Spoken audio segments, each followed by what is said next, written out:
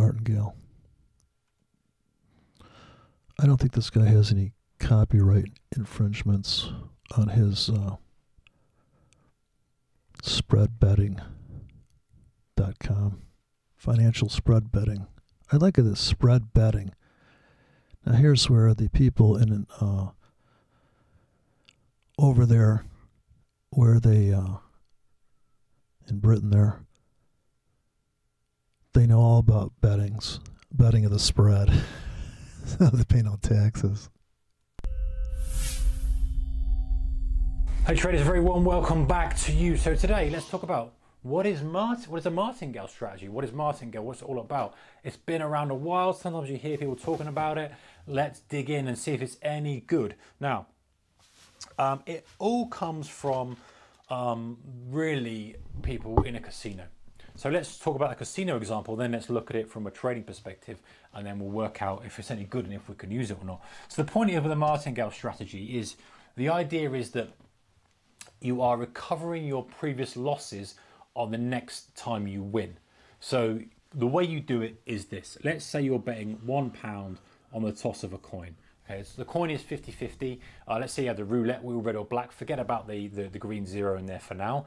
But this came later, and actually was one of the reasons why it came later. But you've got red or black, people are betting on it, and you've got a 50-50 shot that's going to come up red or black. So you bet a dollar. Let's say let's keep it to dollars. You bet $1 on red, and it comes up black, so you lose $1.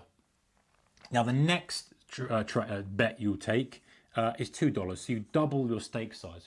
You lose again, you've now lost $3. Okay, so it comes up, you bet on red again, or whatever you were before, you lose the bet anyway. The point is now you double up again and you bet $4 on black, say, comes up red, you lose. Now you've lost $4, $5, $6, $7. You're $7 down. You have to double up again. So now you double up, so this time you double up to $8. You bet on black, it comes up black. So you win back your $8, but you've already lost 4, 5, 6, 7, so you're already making $1, which is exactly what you were trying to make initially. So the point is, you are literally increasing, doubling your bet size each time, with the expected result that eventually you'll be right and you'll get back this $1 that you risked initially, and your goal is to make that $1. Obviously, if that bet becomes right and you bet $1 on black and it comes in black, you make $1. You make the same bet again. You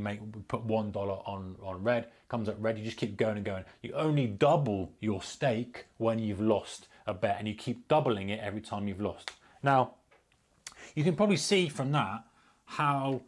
No, there's a couple of things that we can point out from that. One is how quickly this thing grows. You know, you got 1, 2, 4, 8, 16, 32, 64. I could go on and on and on. But you can see how quickly that gets up to a meaningful number, you know, not based on the fact that you were initially risking $1. You know, now you have lost all of that and you're risking 64. Yeah, and you can just imagine if you have another kind of 10 or 20 iterations of this, which is perfectly, you know, happens lots of times. If you go and Google something like random coin toss heads and tails, there's a website that lets you kind of do a synthetic tosses, like 1,000 or 10,000 tosses, and then it will show you how many times, or the maximum amount of times, heads or tails occurred in a row, and you will be surprised at how often it occurs when you get, you know, strings of kind of 10 of the same thing in a row. Of course, it's 50, 50, 50, 50 each time. Compounded, it's unlikely, but each time it's 50, 50, 50. So you could quite easily get to this. Now, that's the one thing that we've noted, is that it gets pretty high pretty quickly. So the next thing we noticed is that if you could bet on this indefinitely and you had an infinite amount of money, you're a guarantee of winning. Yeah, I think we can all agree on that. In case that you can go, you know, if you've got all the money and you can carry on playing, eventually you will come up right, because a 50-50 toss, you know, if you play it enough times, you're never ever going to play it and it never ever comes up tails. It's never going to happen. So if you've got enough pockets to go in double, double, double, double, double, then it will come up. However, in theory, That's not possible, right? It's not possible because you can see how quickly the numbers start to increase. And this is why there are table limits on casinos. This is why there's the zero in casinos, obviously the house stage, and that ruins the Martingale strategy anyway. But this is why you have table limits on casinos. You play at a table with a £2,000 limit, you can't then go £4,000, £8,000, 16, 32, 64, etc. You have to then stop, which is why they kind of one of the reasons they have the table limit on there. So as a casino example, all very well and good, let's look at a trading example, and let's look at what the difference is and whether it can work for us as traders. So the idea here is, let's say we're going. This is a currency pair, and it's coming down, and we're buying here, and it's come down a little bit more, and we're buying here, come down a little bit more, we're buying here, and a little bit more, we're buying here. Again, we're buying 1 lot, 2 lots, 4 lots. 8 lots, okay, and our goal is to make that sort of movement, whatever that movement there is, okay. So really, if it moves back to here, then we're going to make what we were going to make initially. That's the kind of point of Martingale strategy. You're doubling up, you're adding to your position, doubling your size, but then still looking for the same amount of retracement. So let's say it's 10 ticks, okay. So it's 10 ticks, it moves down 10 ticks, you double up. Down 10 ticks, you double up. Down 10 ticks, you double up. You're looking for that 10 tick retracement to undo all of that, damage that you've done, because you've got 8 lots on now. 10 ticks is 80 times your 10, but minus that, minus that, minus that, minus that. Okay, you get the point. Now, does that work? Well, in a broad sense, no. Eventually, you're going to wipe out. I think you probably can see that now. That if you're just literally doing that, all you're going to do is eventually get wiped out. It doesn't even matter how wide you have these gaps of entry. If it's 10 ticks, this thing could go 500 ticks, and by that time you've got a massive size on, a ridiculous size.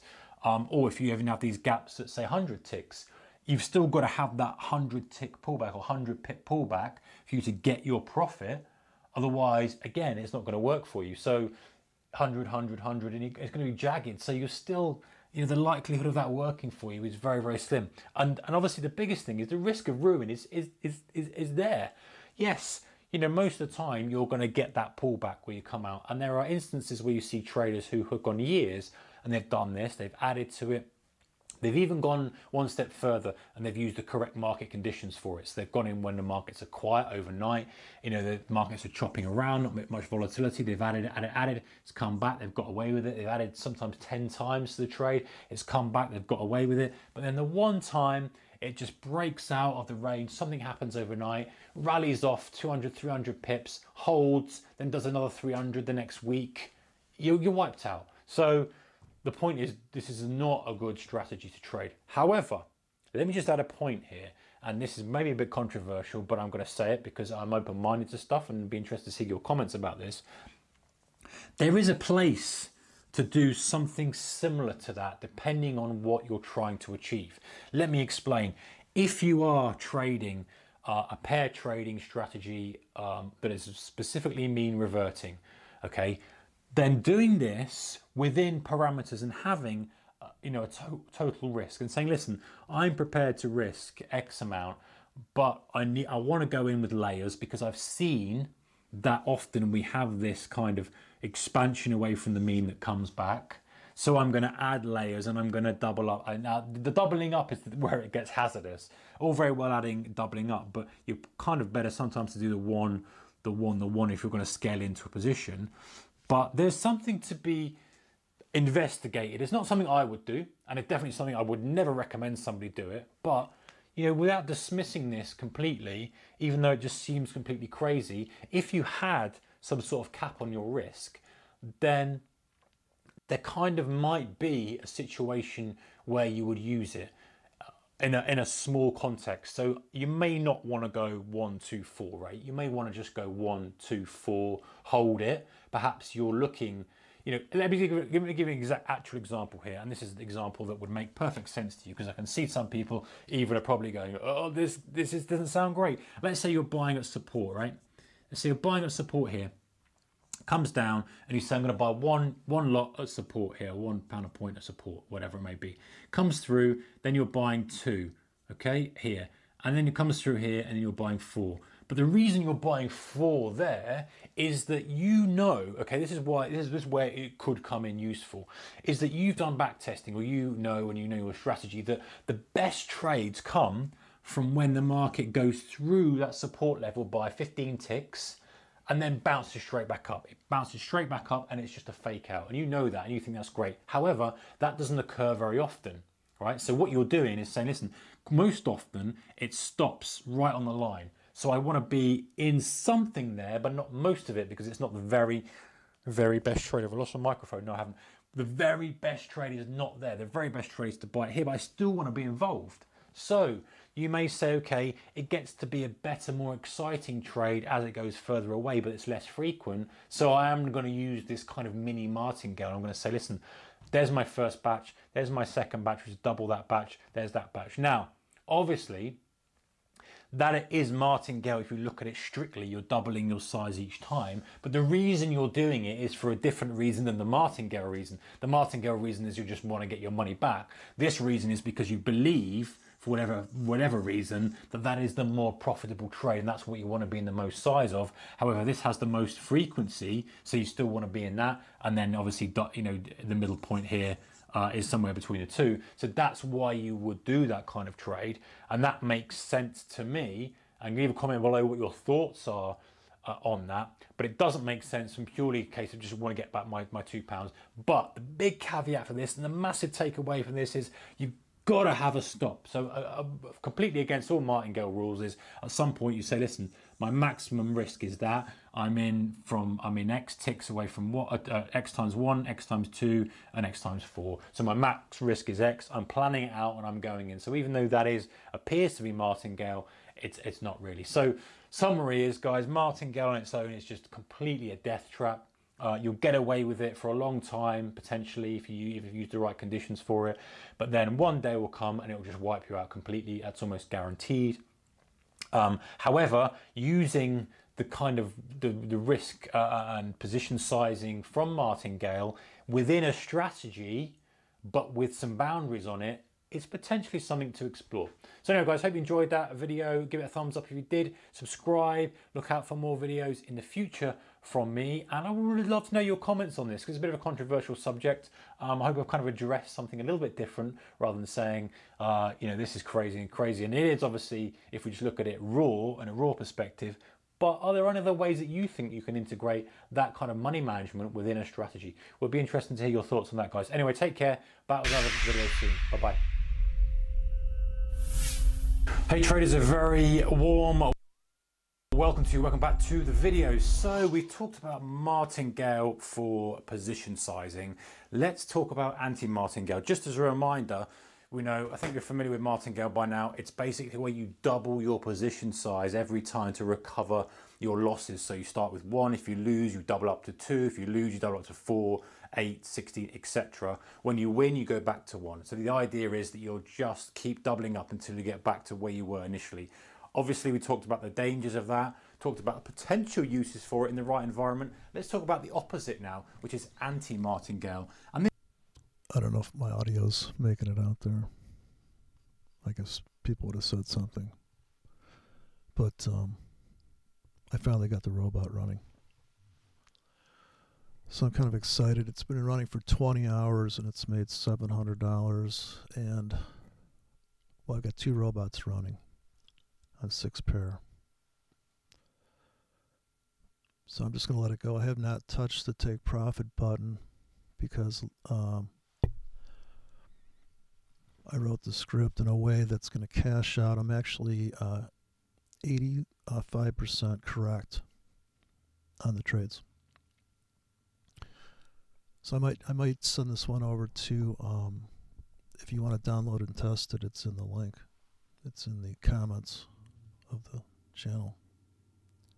So I hate to sound like Ryan Brown, but I almost feel like Ryan Brown right now. And I want to say, yeah, I got it running. Even at a schlock broker, it's making money.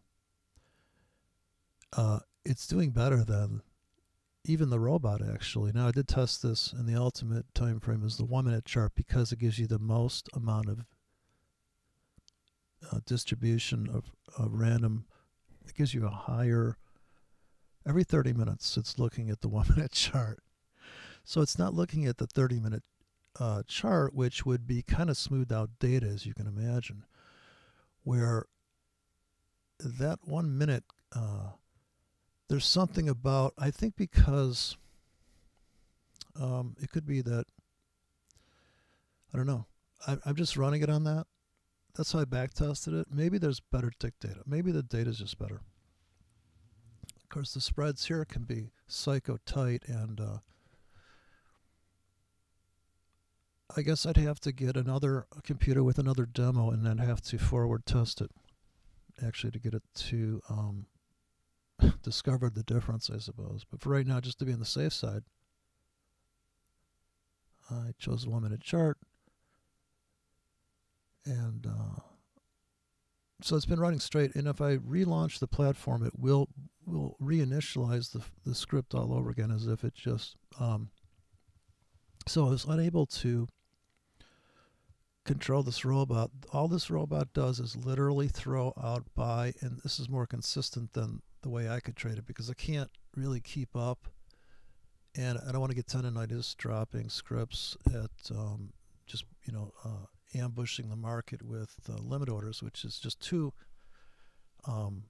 like, I'm usually trading on stops, market, and limits. I don't trade pure limit because I don't think I'd ever... sometimes you have to chase the market. Sometimes you have to just jump in with a wide stop, but if you're going to trade pure limits, and you also don't have a... so somebody asked me, of course, the comments didn't get published because of the... YouTube thinks it's going to be spam or something, right? Yeah, I'm teaching a course right now. If you download the free robot I just published there's 2 robots I just published. So it's the only thing I really say that actually works is this robot so far. Now in back testing, if you back test those 2 robots there, and of course when you do that, you have to do it on the 1 minute chart. And if it can't do it on the 1 minute chart, then your broker doesn't have enough data. I think that's what's going on. Because I've been testing robots for on and off for 7 years, kind of like going to the bar thinking that maybe there's some girl there that's not on drugs. But, I can't believe this is like anticlimactic because I've been struggling with the robot, but I kind of, it's a necessity of life, I think.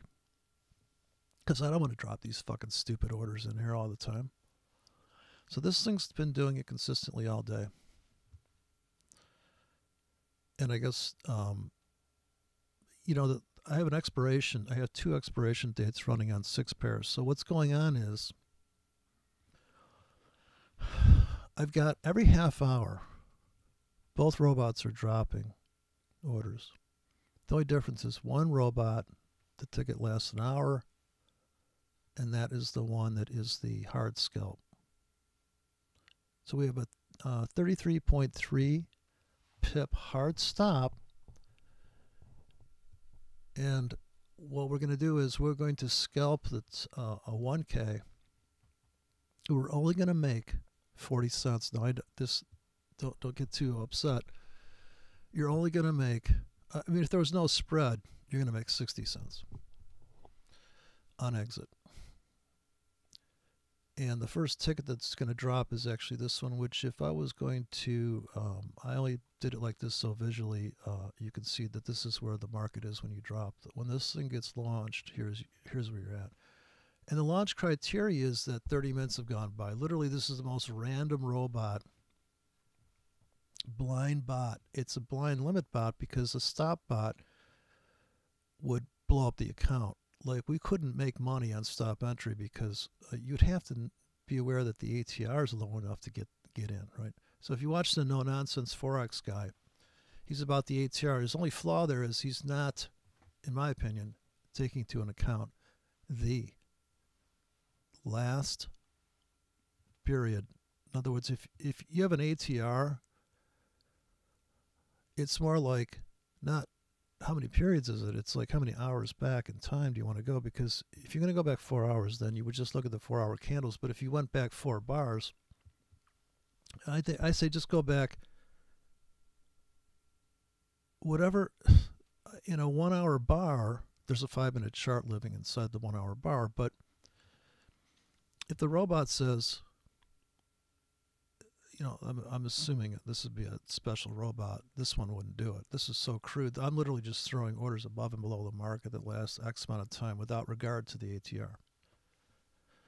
And these could get blown out, but their existence is temporary, so that's what makes it unique. It's a kind of a I don't know what you call it. You're just kind of like exposing yourself to the possibility of getting filled at an extreme level. So you're trying to pick up auctions, I guess, and then cash out. And what it is I've scaled the exit. So you're only going to make 60 pips here. I mean, six pips. And here you're going to make a whole genuine 9 pips. And you progressively 1 pip apart cash out. Now this is a very simplistic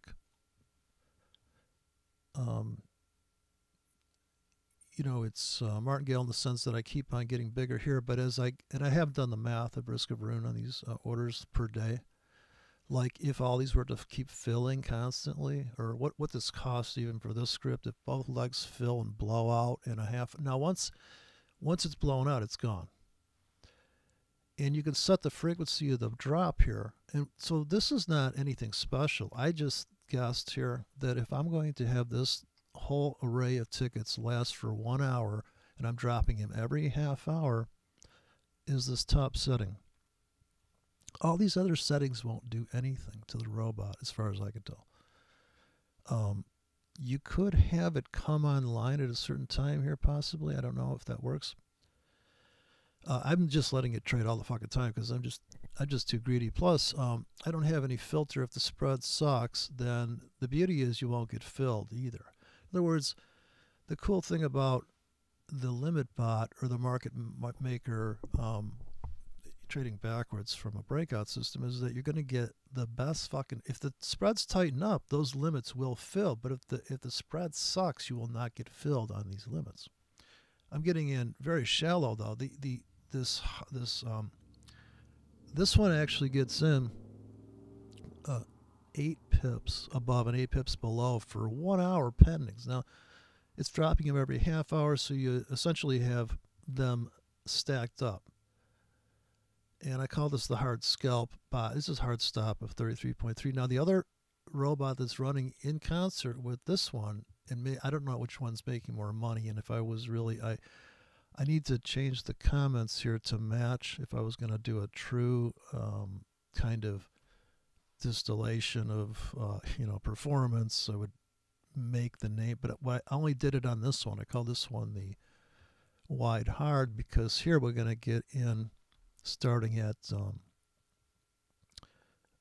15 pips all the way to 40 pips with a hard stop at 60 on both legs, and this is going to last for 4 hours, so they're going to stack up deeper. And here I did call it hard, wide hard. It's not a sexual thing. It's just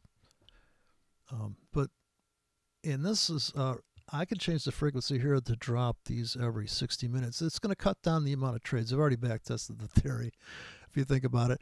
And of course I could drop every 15 minutes, but I don't want to if the broker only allows so many tickets, I'd have to figure how many currency pairs I'm going to trade. I don't want to overload it because actually when you back test this and you set this to 15 minutes and you set this to 1 month for the pendings, I know it's a fictitious kind of amount of, unless you're at Metal Forex out of the Bahamas, you can't do it. Out of Panama, you can't do it. That's the only broker I know that'll let you go like almost, I'd say 10,000 tickets open with 1,001 leverage. If you set this thing to expire in 1 month, look the fuck out. Look out, because that thing is going to be, and I could back test it right now, and it'd blow your mind how much money just this script here makes. And this is not even, but got to realize, actually, there's a deeper version of this. I have a script that I wrote that goes 80 to 150 pips deep, and these things stack up. I don't know if it has a hard stop or soft stop, and I'm telling you, on playback, you play that back on the 1 minute chart. And now it is true that on the British pound, I blew it up, but I didn't blow it up on the euro, I think, because contrary to popular opinion, or at least a no-nonsense Forex guy says you should trade the pound to the Swiss or the euro to the pound because they're really good trend trades. I'm like, yeah, they're not manipulated or something, but if you look at the euro dollar, it's stable and liquid. And if you test a robot on the euro dollar, if it can't trade the euro dollar, it probably can't trade. It's typically tight spreads, and I don't know what the stats are here, but I noticed that when I launched this thing last night, there must have been something going on over in Japan because this thing took on immense positions. So that's 2 robots running. Now here's the other thing that's causing the equity to be what it is. Another contributing factor is that, well, starting off with $5,000 on 6 pairs, how many of these currencies can go 15 pips deep? Now on the I'm running on this New Zealand and Australia too. So what's the chance of those coming in deep enough to make a difference in the equity? Man, I'm almost a $6,000 balance on this thing. This thing's just killing it. These 2 robots are just killing it. These moron blind limit bots, and I have not intervened on top of it. I think Ryan Brown would be proud of me. I have not intervened on top of my robot.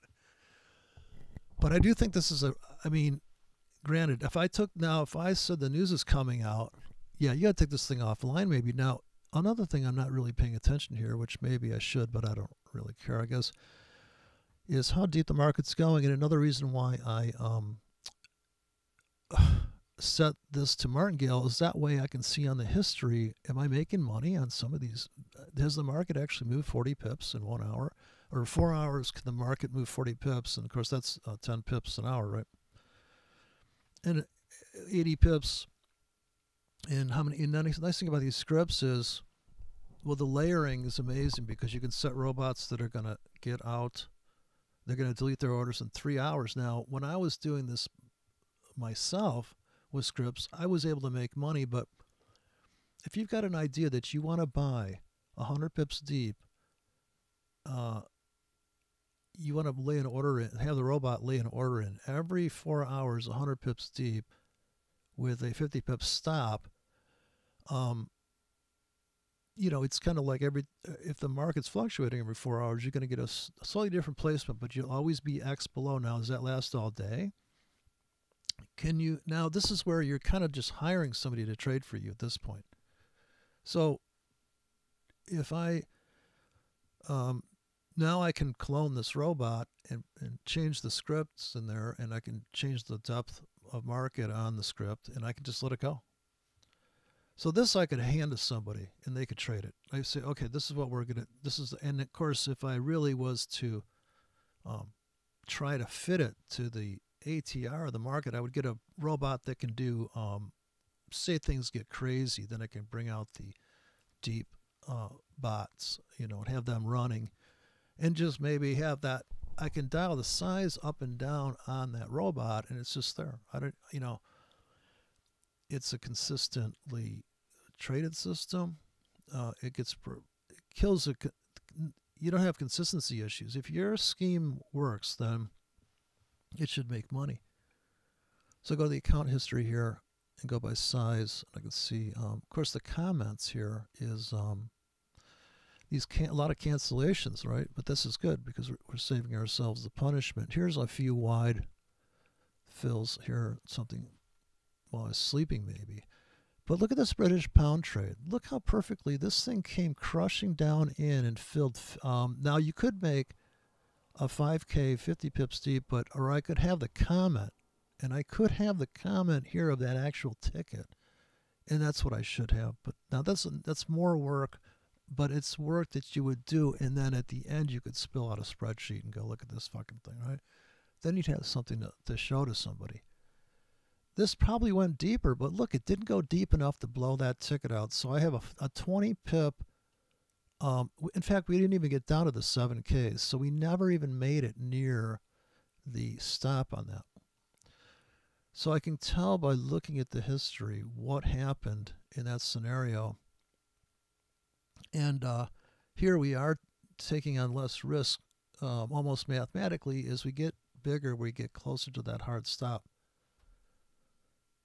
So this, we never made it to the,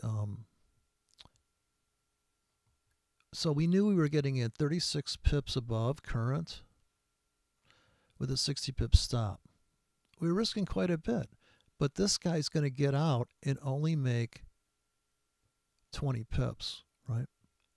The difference between these two, this is your entry price, here's your take profit.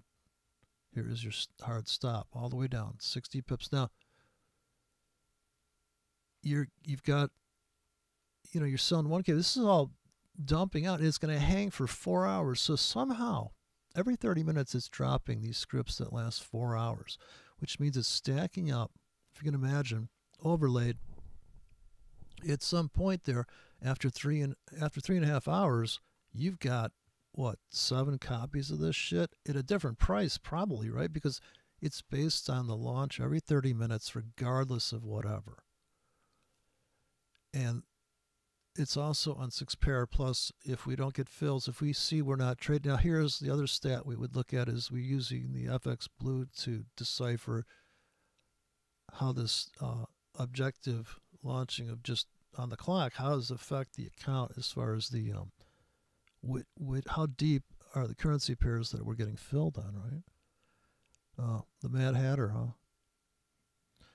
Are you playing bass guitar, bass cadet? Do you have a bass? Can you play fretless? We need a fretless guitarist. Ours retired from his job, and then he retired from the band. Total sellout.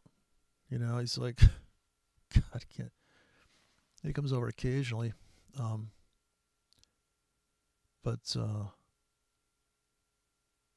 yeah, I want to look at the account here. So this is kind of cool. This is a nice, clean. I'm only able to seem to publish once at a time here. So I blew up the other account that I had here because the it's too hard to drop all those. In other words, there's too much thinking involved in the other system I was running manually of dropping scripts. And somebody asked me in the comments, you know, which scripts do you put in where? Though this way you build the whole trade plan, and it's just amazing. Look at this thing traded its ass off on the pound, but last night it traded its ass off on here. So this was this pie chart there, but that Brexit's still hitting the market hard. Now it's creating volatility, and I can see that I'm not making any money on this because these guys don't. I mean, my script goes only. I can almost see the ATR here based on what scripts are getting filled. So I'm actually using the trade plan to see what the volatility is. So I'm backward engineering it, or I'm looking back through the trade plan, and I can see, well, that's the cause for that, you know. And here, this is quite a bit, and these guys have volatility, these two, because I'm getting fills, and here it's right now, currently, through everything I've been through, the kind of the quietest market. Only because I started 20 hours ago. Now, if I started on a Sunday night, I start the robots, or I start a new demo every week, or I probably can clone this demo now with this, with the save the profile here, these two EAs. So all I'm doing is running. It's in the link below. It's the wide, hard, and hard just means to stop, and then the hard scalp. So it's wide, hard, and hard scalp. And I don't know. We'll see what happens the other week, but I'll tell you, it's the first robot I've ever. Somebody sent me this code from, I think, in England or something, and I said, well, it doesn't quite work. Although when they sent me a fix, but the original one, I'm running the original one just with. It seems to work, and I don't know. You can, like, it's all about the trade plan that's inside that robot. So there you go. It's out there, and because when I saw the results of, granted, like I said, I blew up the account. Of course, I don't know if that's bad data because it was out of nowhere in the British pound playback inside of a strategy tester that all of a sudden, blammo. And I thought, geez, I must have really missed the. So, anyways, I don't know. So, did I lose my this base cadet? He must have bailed. Base cadet. Or is it bass? Are you fishing or are you playing bass? Anyways, I guess I'm kind of excited about the random bot here.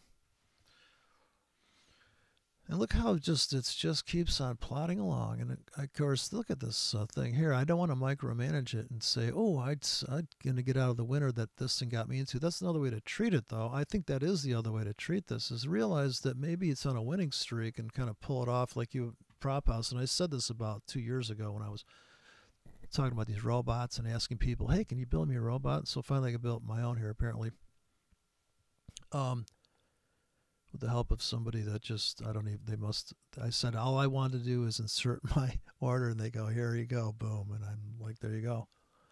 So I wanted to get my trade plan in there, and just, this is buy low, sell high bot, I guess, in essence, really. And there you go. But it's right in the link below. It's at Hightail. Right where it says, Hightail at the bottom on the comments and my, I don't know what they call it. The, or show more button or something below. I think it should be there. Here, I can put the link in the chat if you want. But yeah, it's here. I'm running 2 robots right now because I have to blend the 2 because I can't rely on just one. In fact, in the end, I would breed these bots. It's just that this is like the first prototype, I suppose. This is going to give more. In other words, there's more diversification here. And if you notice on the results, walking forward, this is not. So the strategy tester lets you know, does that idea work? But then of course you'll see the you get killed trading, you know. And plus, if you play it back with a fake spread, but these spreads are pretty damn tight. Now, I would turn this robot possibly off. Well, certainly, I don't know. I mean, it seems to be because I'm getting it on limits, I'm really not getting trapped in any fucking stupid-ass breakouts. So that market has to dip. I also have I have this set up so you can't see the exits. It's all about the entry, really. In a limit world, I think it's all about the entry. Because if you didn't define your risk up front and your profits, then you shouldn't be trading. So to me, I just want to see, hey, is it coming near my? Now to turn on these stops, you know, here's the button, but the volume is your entry price, so I can make that whatever color. But this is it, man. This cracking me up now. I know that this robot here is the hard scalp, which means this is very close to the market, and these orders only last 1 hour. But what you see behind there is the other robot coming in, and it's putting in the, that's British pound. The other robot has a 20 pip grid on it, and this is what's launching these. And you can see the dots. Every half hour, it's putting in deeper orders that last for 4 hours now. Now I can make them last for 6. Now, how to really kill it is to layer these up so you really don't get yourself like a hot spot here where you get oversized. Martingale's good, right? Just like sex is good till somebody gets hurt, you know. Gee, I thought you wanted me to choke you. No, not that hard. So, and I can see here, based on the 1 minute chart, is what these guys are dropping on.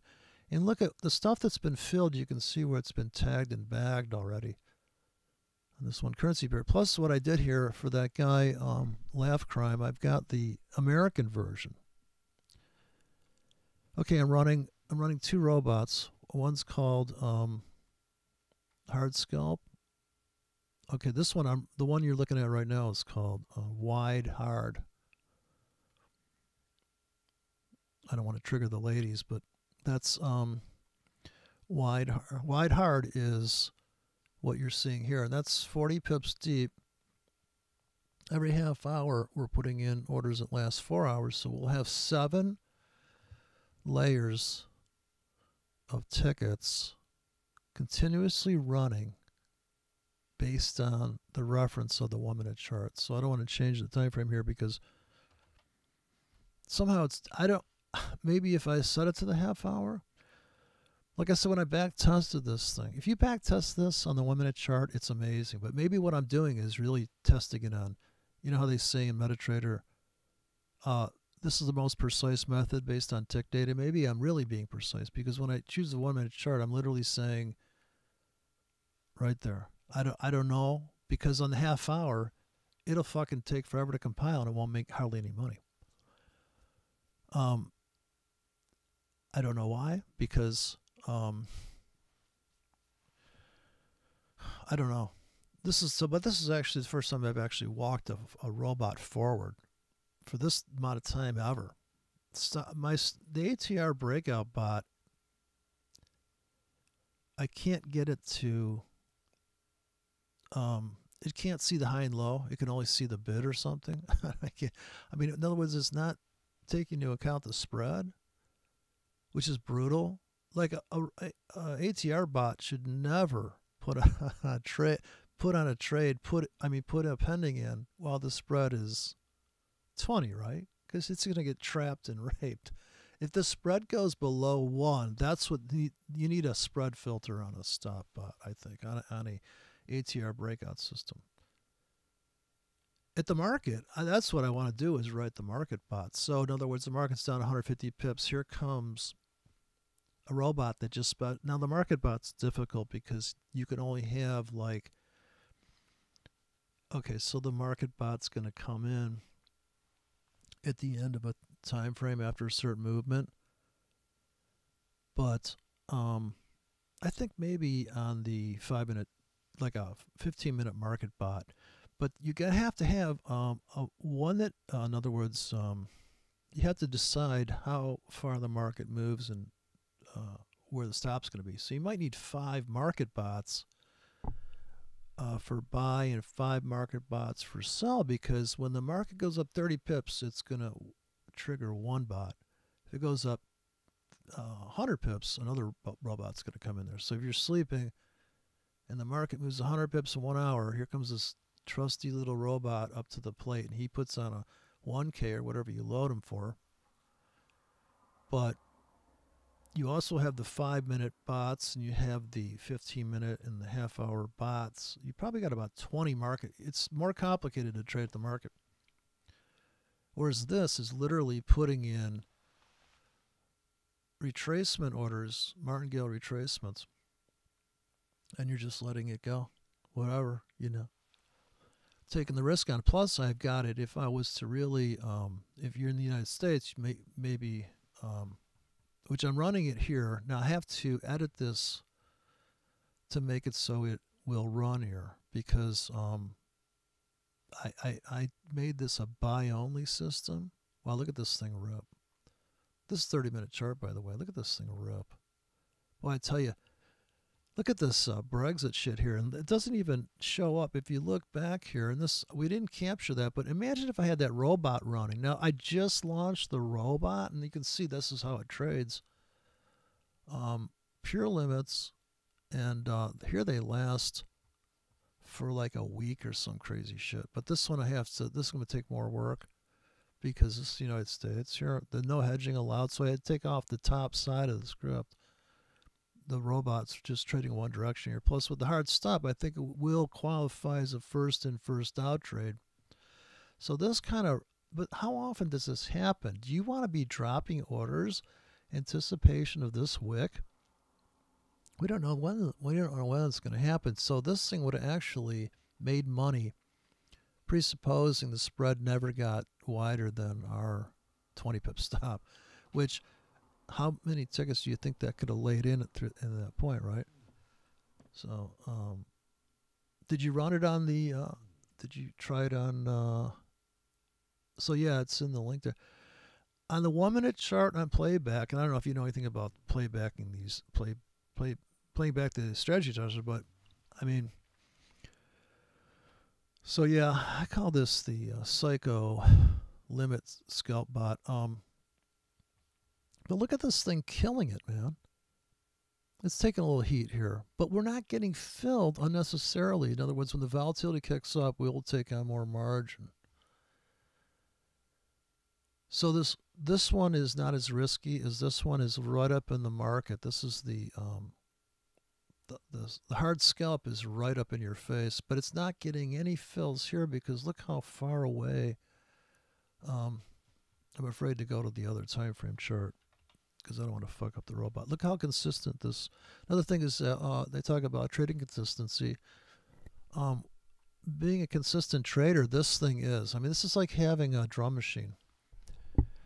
I think here's where I ran it, and then I did some edits here, and I'm not sure if it stopped trading there. I think I might have, I don't know why there's no trades there, but, oh, I think I changed the frequency of trading or something. Let me see if they're all like that. Yeah, I got a hole there. I think I went offline.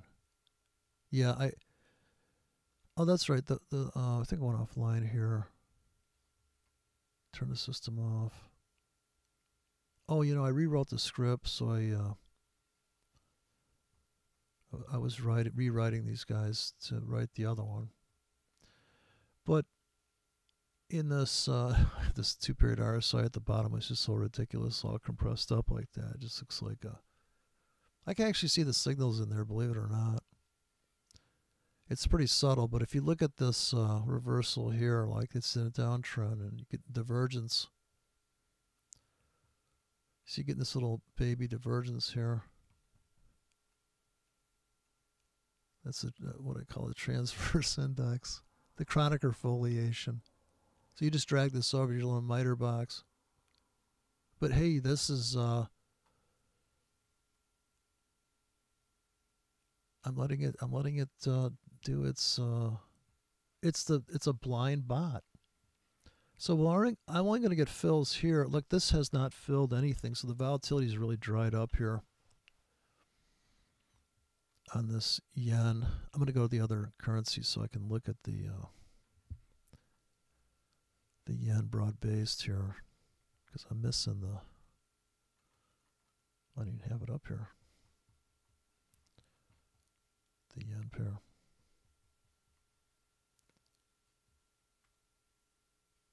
Okay. I think I've got the robot on this one. So the robot's inside the template now. How about that yen? Look at this motherfucker in golf. Sorry for all you women out there. Some chick in a chat said, can't you have something other than a motherfucker? Like, how about a dad fucker or dad sucker, she suggested. This is the bottom.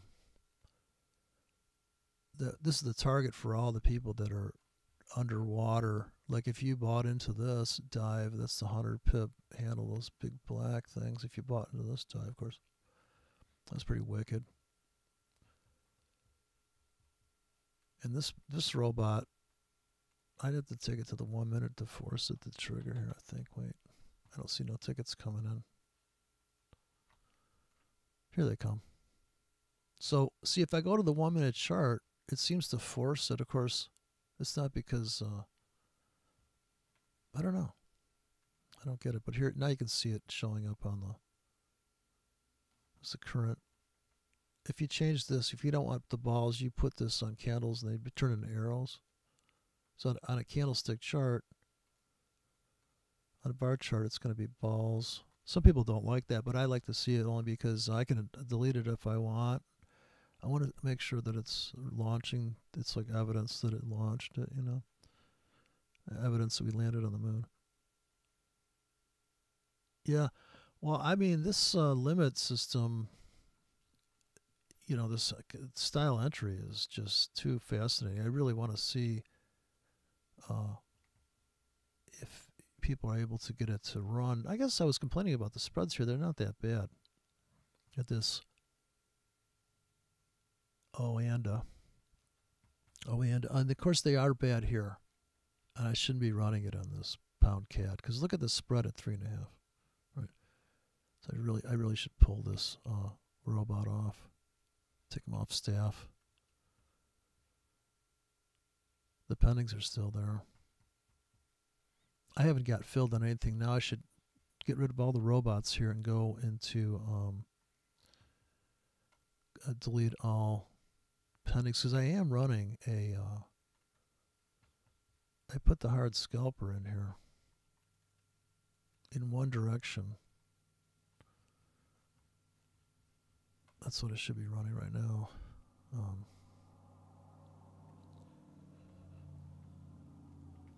Let's see. I gotta keep track of what I'm doing here. Yeah, these are vicious spreads, so we want to get rid of that. The guppies bullshit. So also, if I'm going to trade this certain size, we can. Let's just go for 4 a pair here. We don't want to blow this account up. Okay, so we're just going to run that one. I'm going to close all open and pendings and come back with that. Hopefully I took the sell side off of the hard scalp. I want to see how the hard scalp runs like by itself. So I can't really tell if I'm making money from the hard scalps or the wide hard because on the other account because I haven't really examine them individually. So that's the way to really, I guess, get the criteria of performance, is to be able to okay, so I think we're flat here, no pendings. It's funny, this account's been here for a year, but you can only trade one direction in the United States, so I have to take off the buy leg, the sell leg. It's easier, and that's another reason why so on both of these, so this one called hard scalp, I'll edit this one, and I think it's good to go. I put forward slashes in front of all the sell tickets, so I can get a kind of realistic view here. And I guess it's putting in a 7K. Another thing about the I can tell we still got these buy limits. Oh, I haven't taken this robot off here. Shit.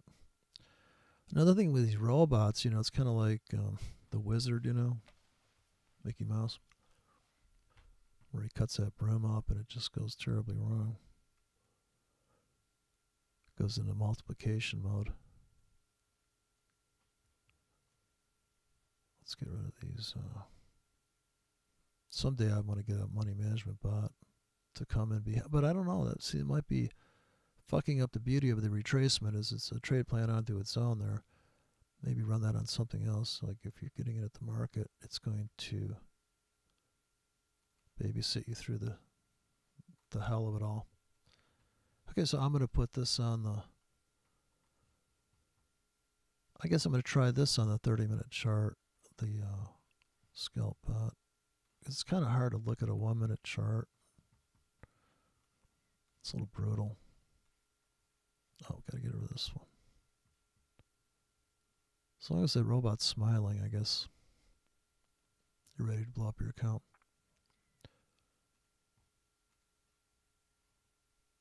Got one here living inside the.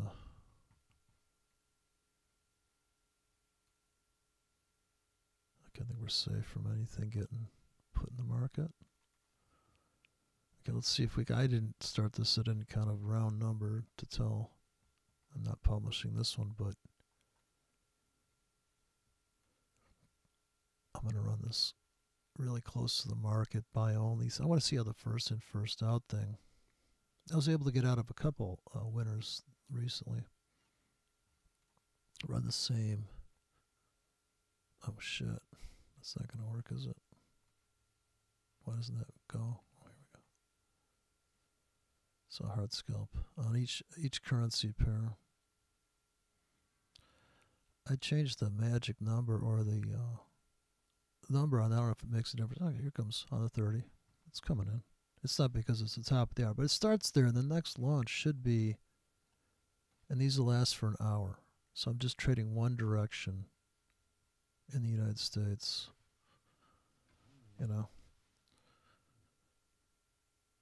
Oh yeah, you can load it up. It's putting him in. So the frequency of drop is like the way it is now. Actually, it may be too much because what it's doing is every half hour it's going to drop that same ticket thing, right? And so that may look at this. Look at this Brexit shit fucks up my chart. Look at how bad that is on the chart.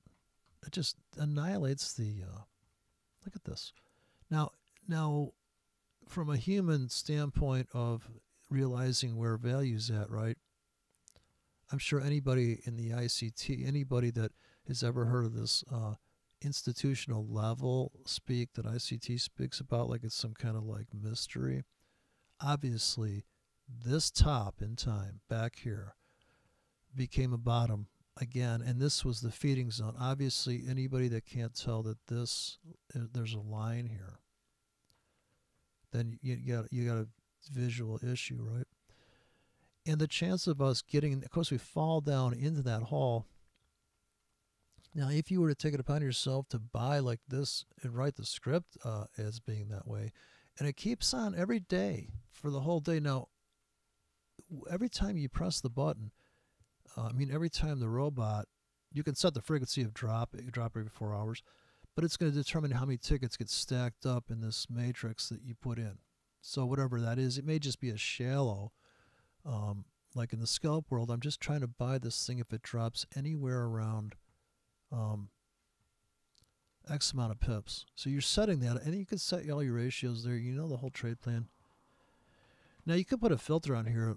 I don't know if it works, but you could have, I think you could turn the robot off up here. Start time, end time.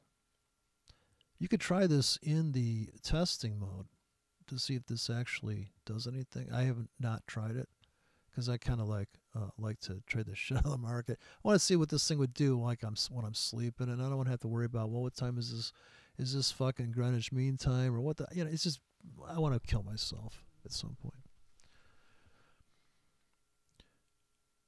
Well, I think the ATR bot, you really got to have a spread filter on the ATR bot. In other words, the idea that the market's in an 8.5 pip range over the past 30 minutes and it's time to, yeah, you can put more tickets in the stop bot. Actually, okay, so if you look through the code here, inside this code, I have it turned off, but if you look at the bottom here, if you want to build an ATR bot out of this bot, here's where you do it. Now, at this point here, though, if you're going to buy 4 pips above current price on a stop with a 15 pip stop trying to make 60 pips. So this actually, if you look at the bottom here, the scalps, okay, so this is the median center line point here on this, here is center point, right? This is where you're at in current price right now. If I turn on this buy stop ticket, I'm saying I will, if the market goes 3 pips above, not on bid, but when I'm looking at ask, it's going to buy the ask. And I'm going to have to pay the spread, and I'm going to put in a 10 pip stop, which means my stop, I'm actually risking 13 pips without the spread. And I'm only trying to make 5 pips, but I'll only make 4 if the spread's 1 or worse. So in Asia, this robot will get its ass kicked if you turn this on at 5 p.m. Eastern Standard Time coming into Asia. You can't even have this thing turned on. I would turn this on just before London opens because the spreads get very tight, and there's you probably can make the first 5 pips. And if I turn on each ticket, I have to after I edit this, I'll just compile it. But if I turn on this and make this a burst order, so to speak, now I can make this so that I have a hard entry of 3 pips. But here I kind of have this. Now this is your trend trade, so this is like, oh, I'll overpay like a goober. Oops, I just fucked that. I just inverted that. That's magical. And I'll put in a 15 pip stop, which is wider than the 10 pip stop on the scalp. So here I've created like a exit where you're scalping out of these first 2 tickets in case you get filled on these 2 and they come back and rip your head off. Now, if I get in 2 pips, 21, 22 pips, I can make this so that at 3 pips I'm in a 10K. 3 pips and to 4 pips, so I can make this incrementally all the way, and I'm literally in a 10K. And at that point, I'm going to put a 5 pip stop, a 6 pip stop, an 8, a 10 maybe, a 13. Now, how do you make that flare out, right? To make that really the ultimate, right? That's what you've got to think about. How are you going to make that the ultimate flare to it, you know? So if you were going to design the thing, you'd be saying stuff like, okay, well, at this point of the script, what is the, if it's going to, so the market's trading here, and I'm going to put a buy stop here and a sell stop here if you did a non-directional trading. And then, okay, that's 1 pip all the way to, this is like 5 pips. So as this thing breaks out, it's going to crush, but you're going to have very tight stops. So if you had a non-directional breakout, here, imagine this is a your buy stops, your sell stop, markets down the middle here. As it crushes through, yeah, you're going to want to be out of like maybe 30% of your position by here, so that if this top ticket sucked, or you kind of like were really conservative, you had more buy stops, you were just still filling on here. What is your buy stop and sell stop range? And of course, these are confirmation orders by here. These are like, there has to not be enough velocity in the market to crush through that. And now you've got to really ride the storm out. But even when this one fills, the stop can be pretty much snug. I mean, if you're in a high-end ratio, tight ratios, the only problem is that in a trend trade scenario, this top ticket might have a stop here and the profits here. So it's just like this explosion. But you can only put that trade on when the market's quiet, and the spreads are tight, because otherwise this is going to get whiplash, especially in a non-directional system. It's a bloodbath. If this sell stop fills and this buy stop fills, you're in a hedge. So another thing is, do you also trade this directionally, where my limit system kind of is better for non-directional. Of course, here, like I said, this, given the right entry and taking something off the table, yeah, you could probably make money breaking out a little bit here. But now you're kind of like, maybe you're over trading. I think actually before the news comes out, these are great fucking things to run. In other words, if you had a hotkey, or you had a robot that puts on, okay, here's the thing. If a robot's going to say, without regard to ATR, every time the market makes a higher low, every 15 minutes, you have higher lows, it's going to put a sell stop in. So it's sort of locking in a reversal system. Or is it saying, every time it's up, and then the ATRs drop, and the true ranges drop, start putting in buy stop. Now that'd be a real true trend bot. We're up, and we consolidated up, and then doji. In other words, if the doji appears after an up bar, just get in like a goober bot. Now that can make a tremendous amount of money, especially if you let it happen like that, right? If you don't mind overpaying and just, okay, but now you're also making money on your limit system, so they offset each other. And maybe you don't commingle them, maybe you just put different I must have picked up a ticket here. But yeah, we haven't blown up this account yet. But we don't know what's going to happen the rest of the week with this account. And of course, if I was to try to micromanage it, that would mean that I would say stuff like, well, it looks like the British pound is trading 100 pips a day. Let's use the 120 pip bot, and let's just not get in. Now, this is when I think you could have a virtual prop house, which is my dream. In other words, you have schemes that are outlandish. You could have a hard stop. You could have a soft stop.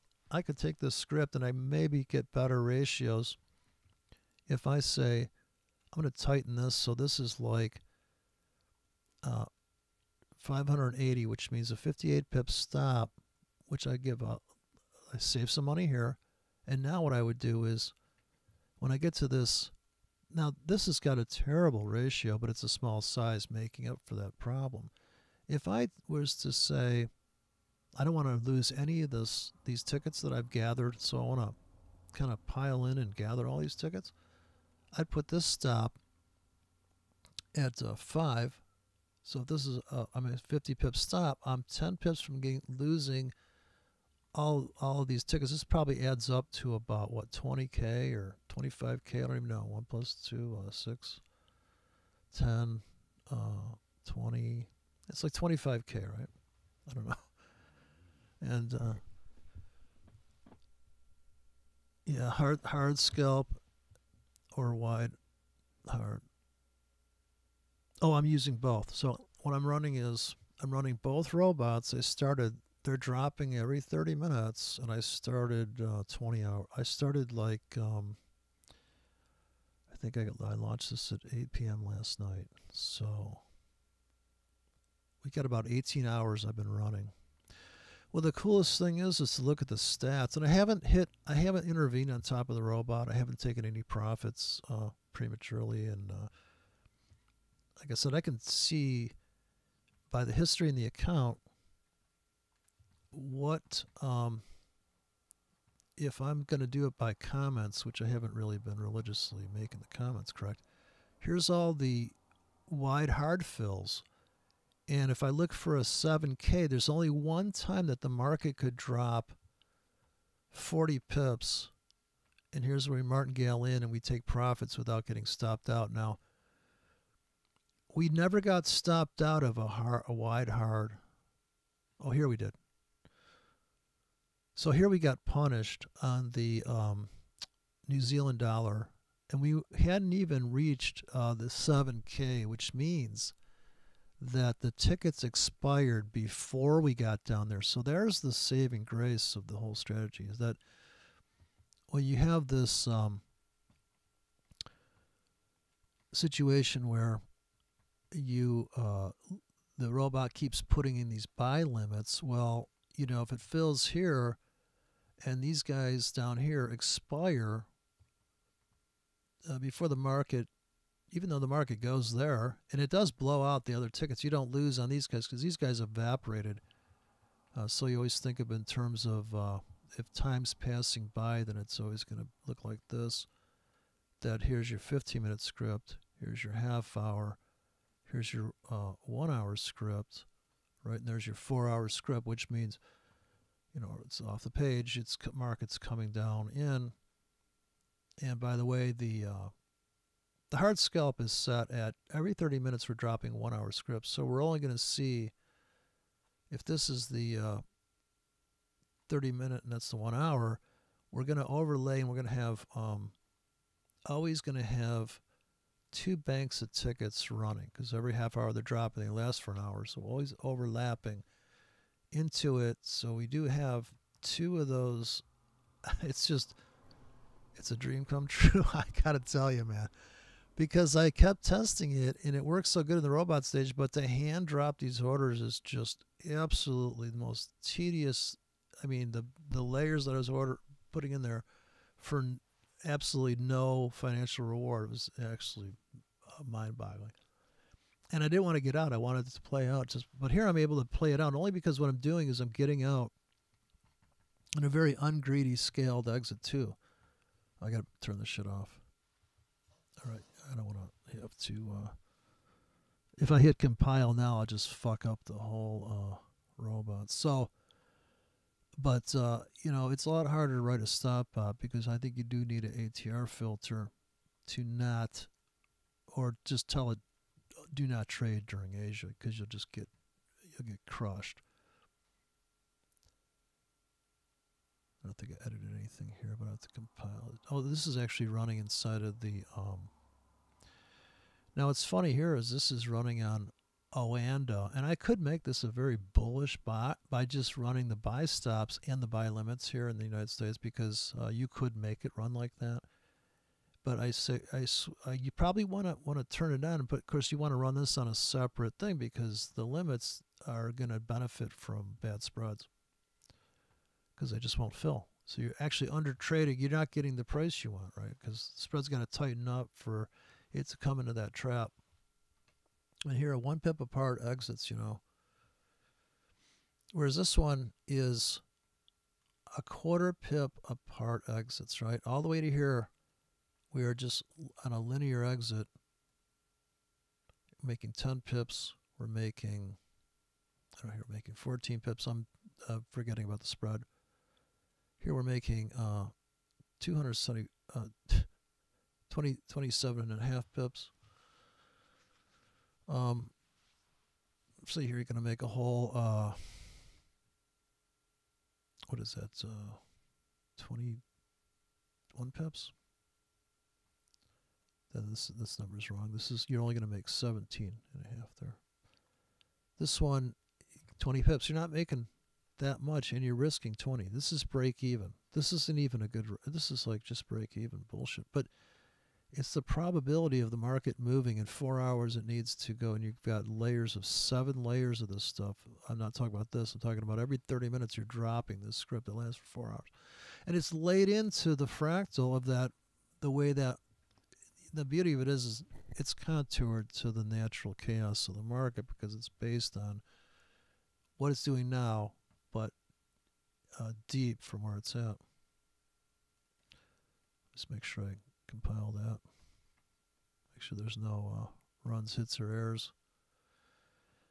But yeah, it's this is offshore account. This is the one that the United States came after these guys and outlawed them. So I picked up some more margin here, and I'm losing a little bit of money now. I just got filled on something on the north side here. Looks like we spiked up into that. Of course, it's 5 minutes after the top of the hour. Expect drama now. Look at that. We just got filled on some stuff that was a 4K on the... So you really have to look at the comments. If I turn the comments on, I'm going to lose this color, but you'll be able to see, if you're keeping track, what's filling and what's not filling. These are the hard scalps, which I just let the and then there's the wide. There's a lot more. Okay, I renamed the script later on, or oh no, that's the very top ticket. Is 333. Just that one ticket, but that's the name of the stop. That's actually the stop. So right now we got a lot of. And I expect to be filled on the stuff that lasts for 4 hours, where these scalps, these hard scalps, they only last for an hour. The probability of fill there is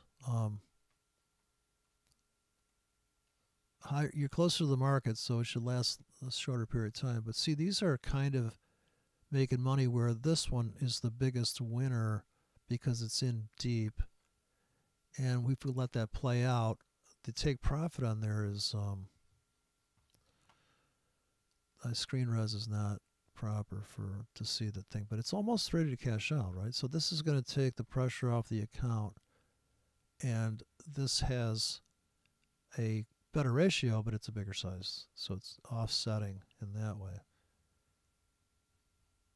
This one is miles from getting filled, and if I would have had the comments on, I could see what is the name of that ticket, but I didn't. I just used the same. But I can see if by a 4K I know this has a greedier exit. So actually the 1Ks this should start flashing color. This should be ready to get the hell out. Right now, it doesn't seem right because, but what I'm trying to do is, because I'm using a hard stop, I'm trying to make it so it's equal dollar risk on every ticket, which I didn't. It's close. It's not, in other words, it's going that way. It's not an exact. I could make it exact, but then of course you'd have to put less tickets in a robot and have more robots, maybe, right? So you have like a 2-hour bot. Now you're really going to do diversification and really going to come with a random approach to the market, which is if it's markets are random, you should be able to make money from random shit. Now, these guys are only going to make 40 cents, though. That's why my win rate is just killing it. I'm literally winning 85% of the time. That's hysterical. And here I can see which currencies are the most volatile.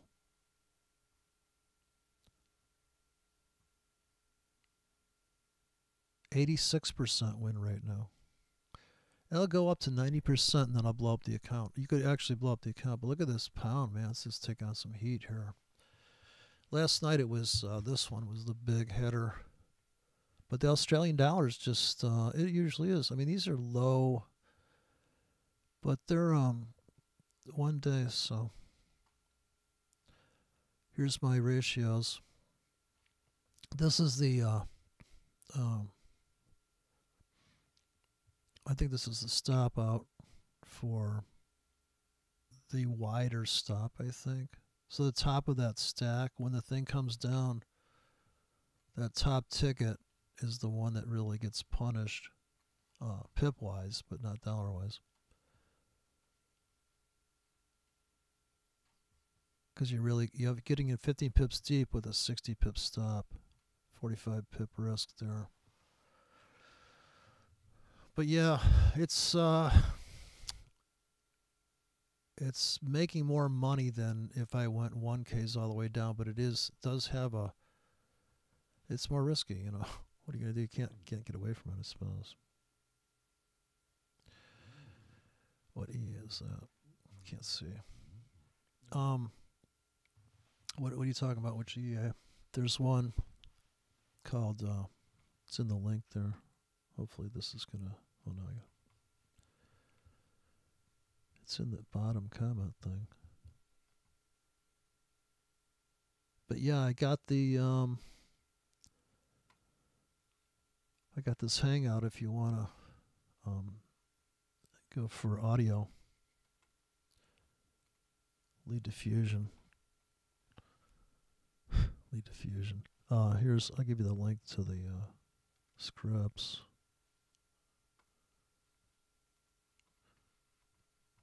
Yeah, that's just something that I just whipped it up last night and I got it to run finally. I mean, I trusted that it was worth the time to fuck with it because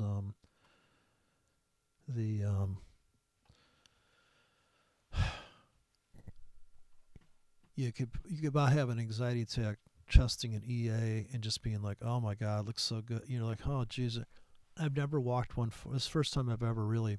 The only one that ran, well, the ATR bot I ran, but the problem with the ATR bot, which is the problem with most of these things, is that I don't understand the code, and somewhere in the ATR bot code it's saying, okay, if those trades close out, put some more trades on. And I'm like, holy shit, now it starts to fucking go berserk, and I can't get the criteria to read the market, and I don't even know what it's thinking. We're here, it's literally just saying, well, whatever you choose, every day it's going to launch orders. But every day is pointless because I could do that.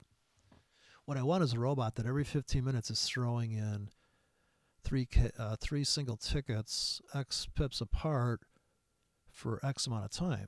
Now that's interesting. That's going to be way more, because I'm not going to sit there, and I've been watching this shit for fucking 9 years straight on a tick chart.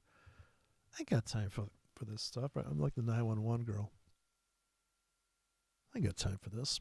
I'm just going to let this thing launch it, you know? It's just too much work to keep running these stupid scripts over and over again. Hand drop lists on the tablet and all that. So I trust this thing to be able to think for me, so to speak. But yeah, my worst week is $800. So my worst day.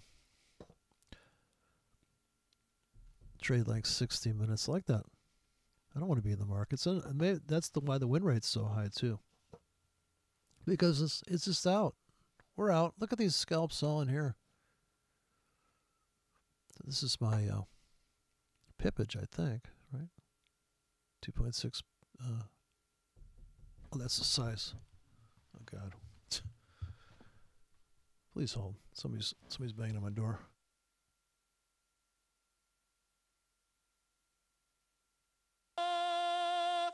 Alright guys, welcome to this video. Today we're going to be going over, I think, one of the best ways to make money gambling if you're in Vegas or something like that. Gamble at your own risk. I personally don't really gamble that much, but I just know the strategies and stuff like that, so I thought I would help you out if you're trying to find new strategies to use. So I would say that this particular strategy is more of a low yield, low risk method. So if you follow the steps right, if you have all the things you need, there's no way you can lose money using this method. You'll always make money, but it might not be the crazy like doubling your money or anything like that unless you play for a very long time. Before we get into the meat, I just want to say check out my channel. I have a bunch of other tutorials like this, so consider subscribing as well. Alright, into the video. So I like to use this method for blackjack or high-low type games, where basically with blackjack, let's just consider that the chances are about 50% you win, you lose.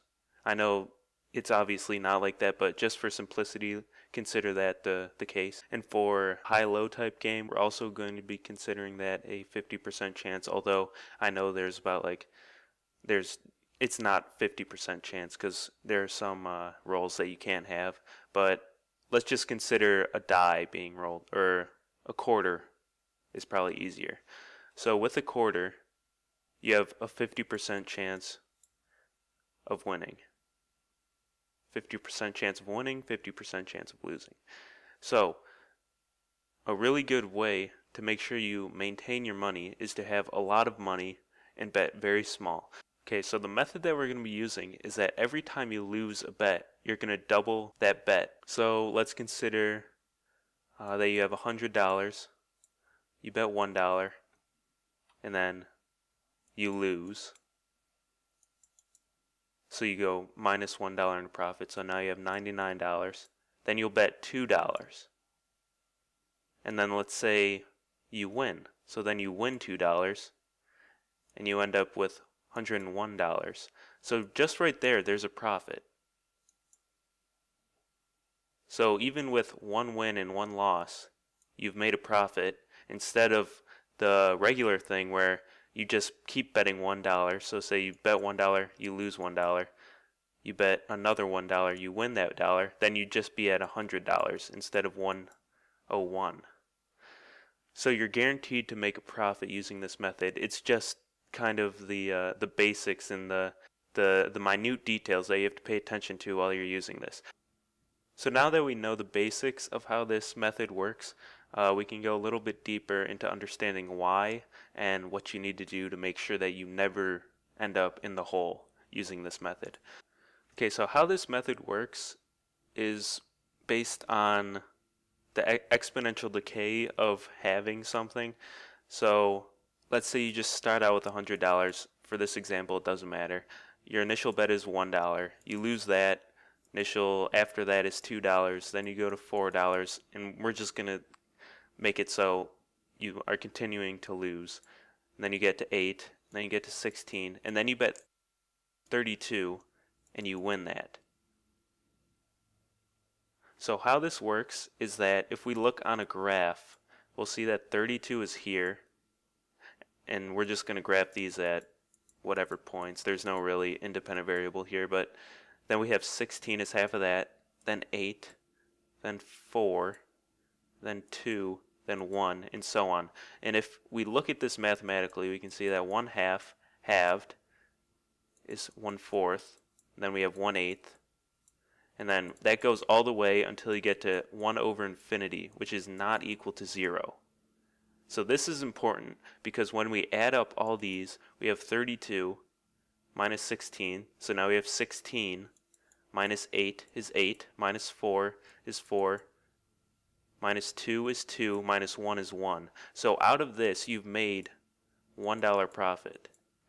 And you end up with $1, even though you've bet all this, lost all this, and then you won it back.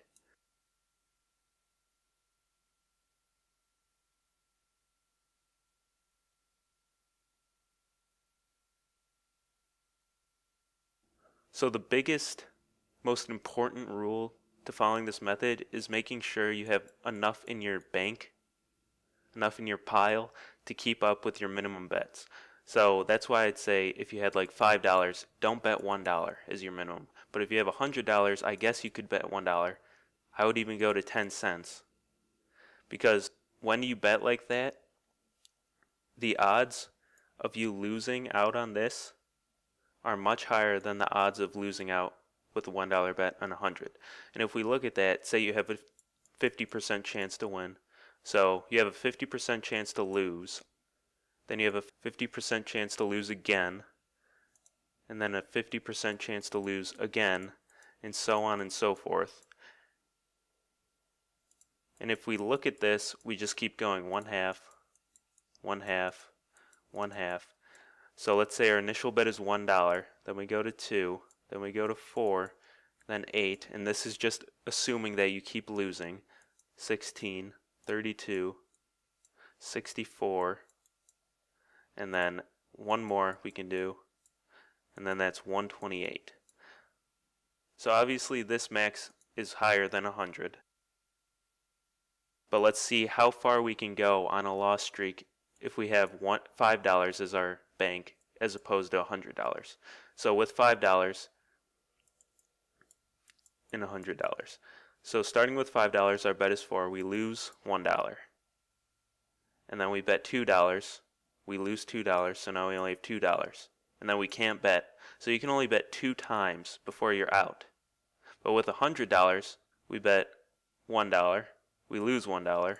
Have 99. Bet $2. Lose $2. 97.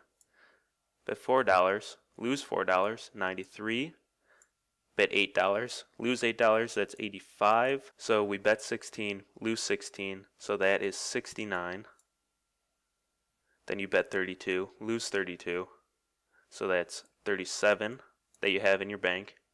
Then you bet 63, which we can't bet 63. So with $100 betting $1, you're able to bet 1, 2, 3, 4, 5, 6 times, as opposed to 2 times when you only have $5. And you can keep increasing this. If you go up to $1,000, it's going to be even more times that you can get wrong in a row before you end up losing out. Now the last thing I would like to cover is dealing with the odds of losing over and over again. So we've already gone over how many opportunities you'll get to lose depending on how much money is in your bank. But the odds of actually losing that many times is something we can calculate. So the odds of losing once is 50%. The odds of losing in general is 50%. So the odds of losing a second time in a row is 50% times 50%, so that's 25%. And then odds of losing again is half of that. And then, so we can keep on going, the number of times you lose to 1 over 2 to the n power, where n would be the number of rolls. So if we look at that 2 over n, you can use this to calculate the percentage by multiplying it by 100, and that will give you the percentage. So if we look at this, this would be n equals 1, this would be 2, 3, 4, 5, and then n. So if we're looking at this from a mathematical standpoint, you can see that as n increases, this number decreases, which makes the percentage decrease.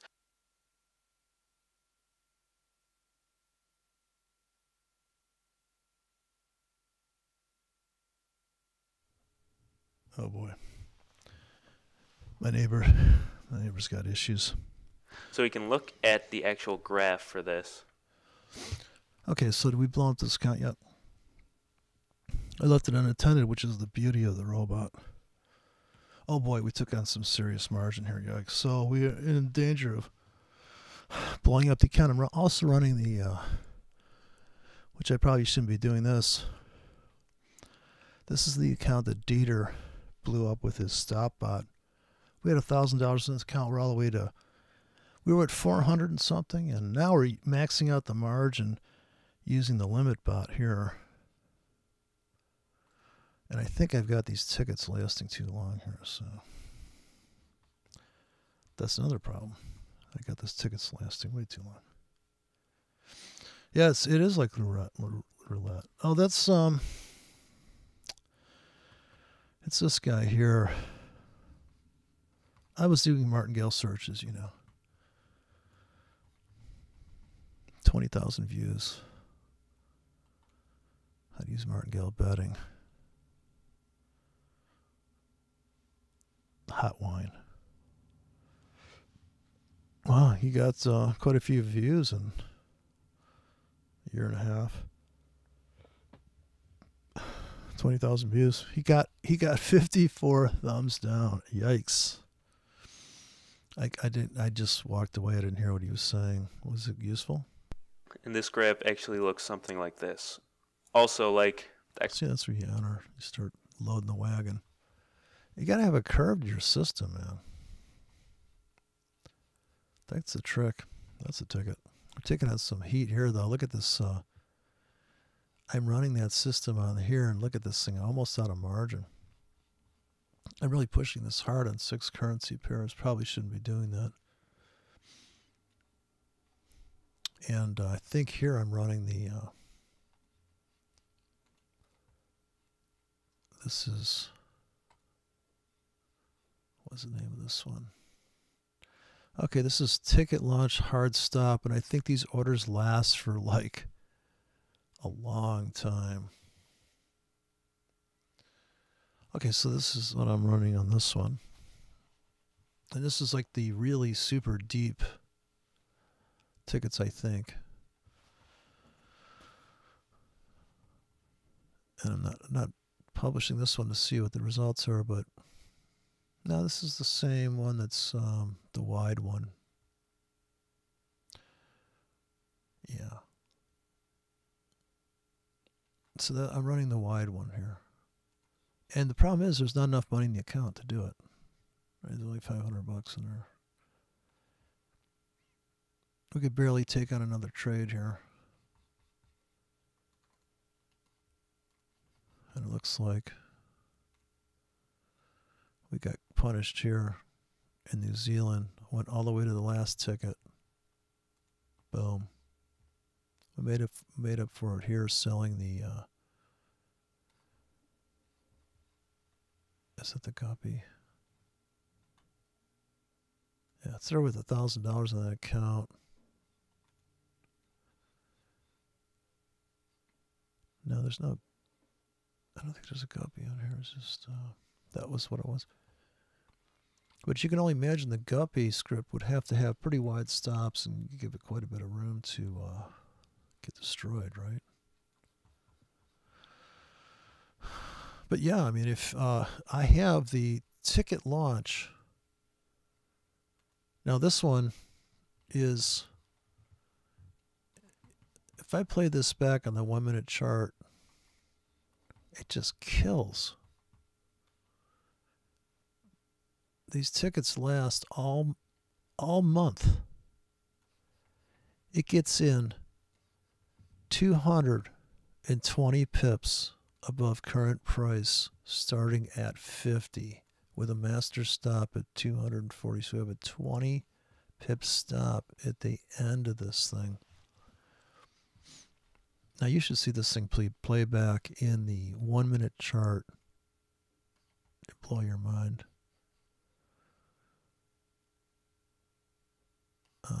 Where's my strategy tester? Oh, I'm in the wrong thing. Ticket launch, it's called. Okay, so we'll We'll go here via strategy tester. And I'm going to go for the 1 minute. Now, this is what it did. The problem is, I don't know if you can see it, it's pretty hard, but right here there's an equity spike all the way down to $54,000. And here's where the balance is cashing out, but boy, look at this. This is where you're taking on some heat. In the bottom here, you can see these big tickets are filling. If I go back to I'm going to do it.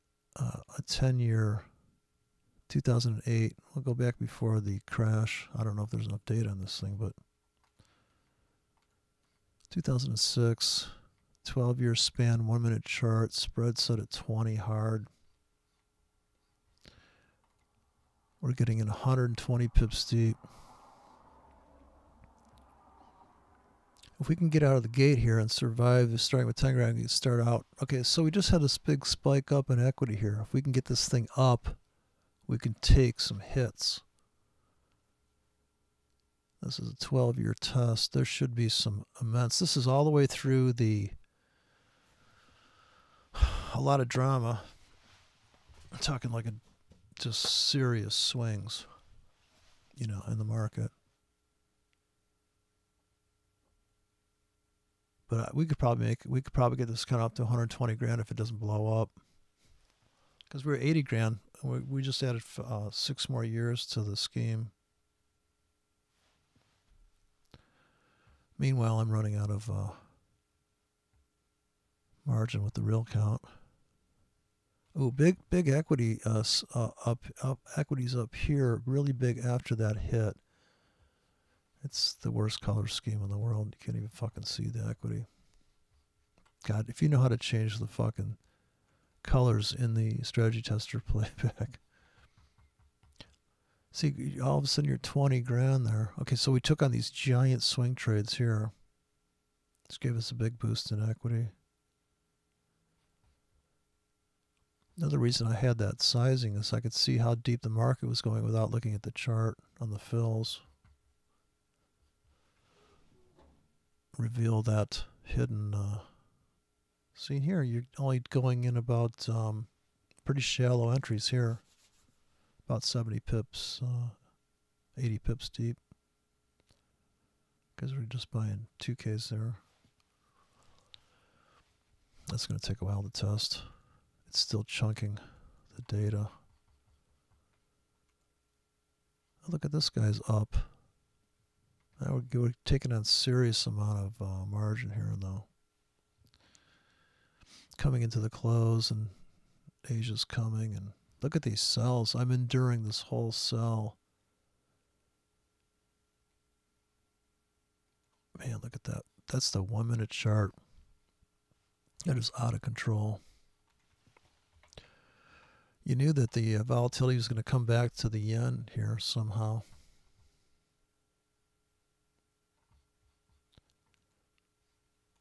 New Zealand's quiet. Quiet as a church mouse. But see, I wouldn't want to be trying to trade a breakout at this 1 minute chart. So imagine that this is a breakout of a half hour. Look at all these trap trades. It's terrible trading. Okay. It's kind of hard. You just have to watch the whole thing. Now look at this crush. They're selling off the euro dollar. That's been treading water all day. Low volatility here, no fills really.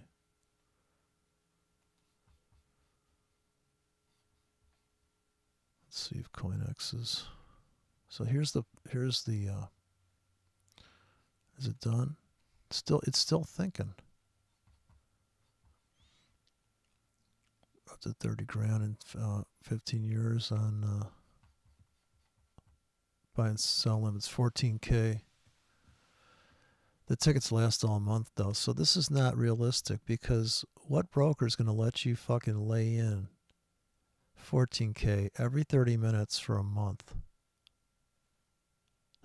Every 30 minutes you're dropping, what is that? 48 times 14 times. That's a lot of tickets, isn't it? Oh, look at this. I'm making my money back on the real money here. Or the real fake money, the live money. Here's the big equity, 40 grand, but guess what? The balance, it has to cash out still. I get it to 80 grand. I would say it's a success. Still got time left. Yes. Wow. Look at that puppy go.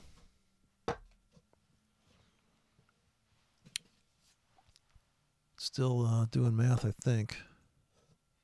It's got a long way to go. 3,600 trades so far.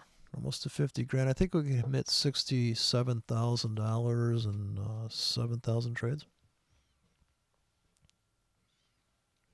That's what I'm guessing. Boy, it's hands off. So here it is. This is true set it and forget it trading. Now we actually are making money. And we just took off some of those high probability winners. I think I saw the margin go down. If we can get to 6 grand.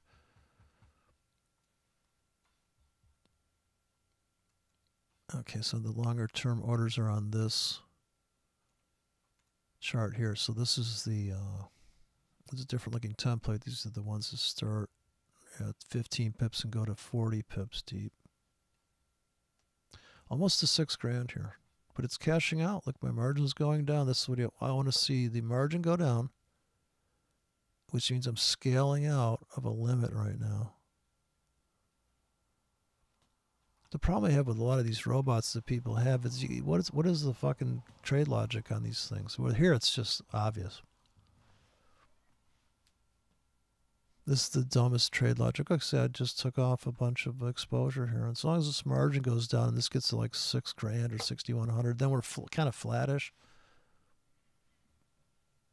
But we're not going to get filled in Asia. If we're trying to buy 40 pips deep, we won't get filled till even maybe London opens. Now that's where this thing could get butchered, and I'm kind of curious to see. At that point, you probably want to think about having a London bot or a Brexit bot. I mean, looking for it. But see, that thing isn't going to, it may not even get filled. And of course, if it's throwing in buy and sell limits, it wouldn't have got filled on the sell side the other day. Yesterday, it would have got filled on the buy side only. It would have cashed out. But, you know, having this kind of like consistent trading is really, I think, that's the trick, you know. Be a consistent trader.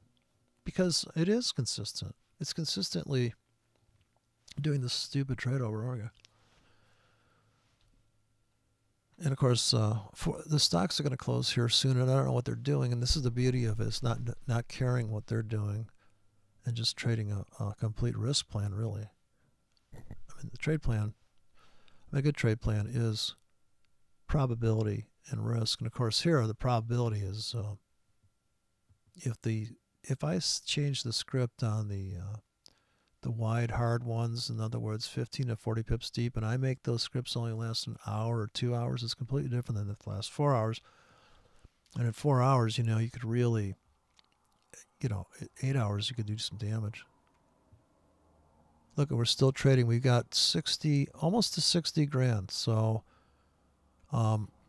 we could hit 70 grand with I said 6,000 tickets with 80 grand, but I think we're probably only going to squeeze not so much out of this. Looks like we're getting filled on some big tickets here. These spikes right here. Wow, these are some big. See the equity gets smashed here? So you're in a drawdown. You haven't got stopped out, or maybe you got stopped out of something here. A couple. These are all month long. And here, look at this equity pops back up. Since we haven't unraveled that underwater trade, even though the equity's up, we're still not getting cashed out. It's still trading. Now it could blow up at the end. I've seen robots, and that's another problem. I've seen hedge bots, which is not really. It's more like a retracement bot. like a Martingale retracement bot. But if you were to have a hedge and that lets go of that hedge, it's like, wow. And then you hear that magnificent squeal sound out of strategy tests where you go, it's like it just blows the account up. Here we almost make our 80 grand in 6,000 ticket target. I've seen this thing. I've seen tests like this so many times. I can see how this thing would run. It's so far. If I run this on the British pound, I guarantee you that it's gonna get blown up. It's either like bad data or not enough data. I'm testing this on the 1 minute chart.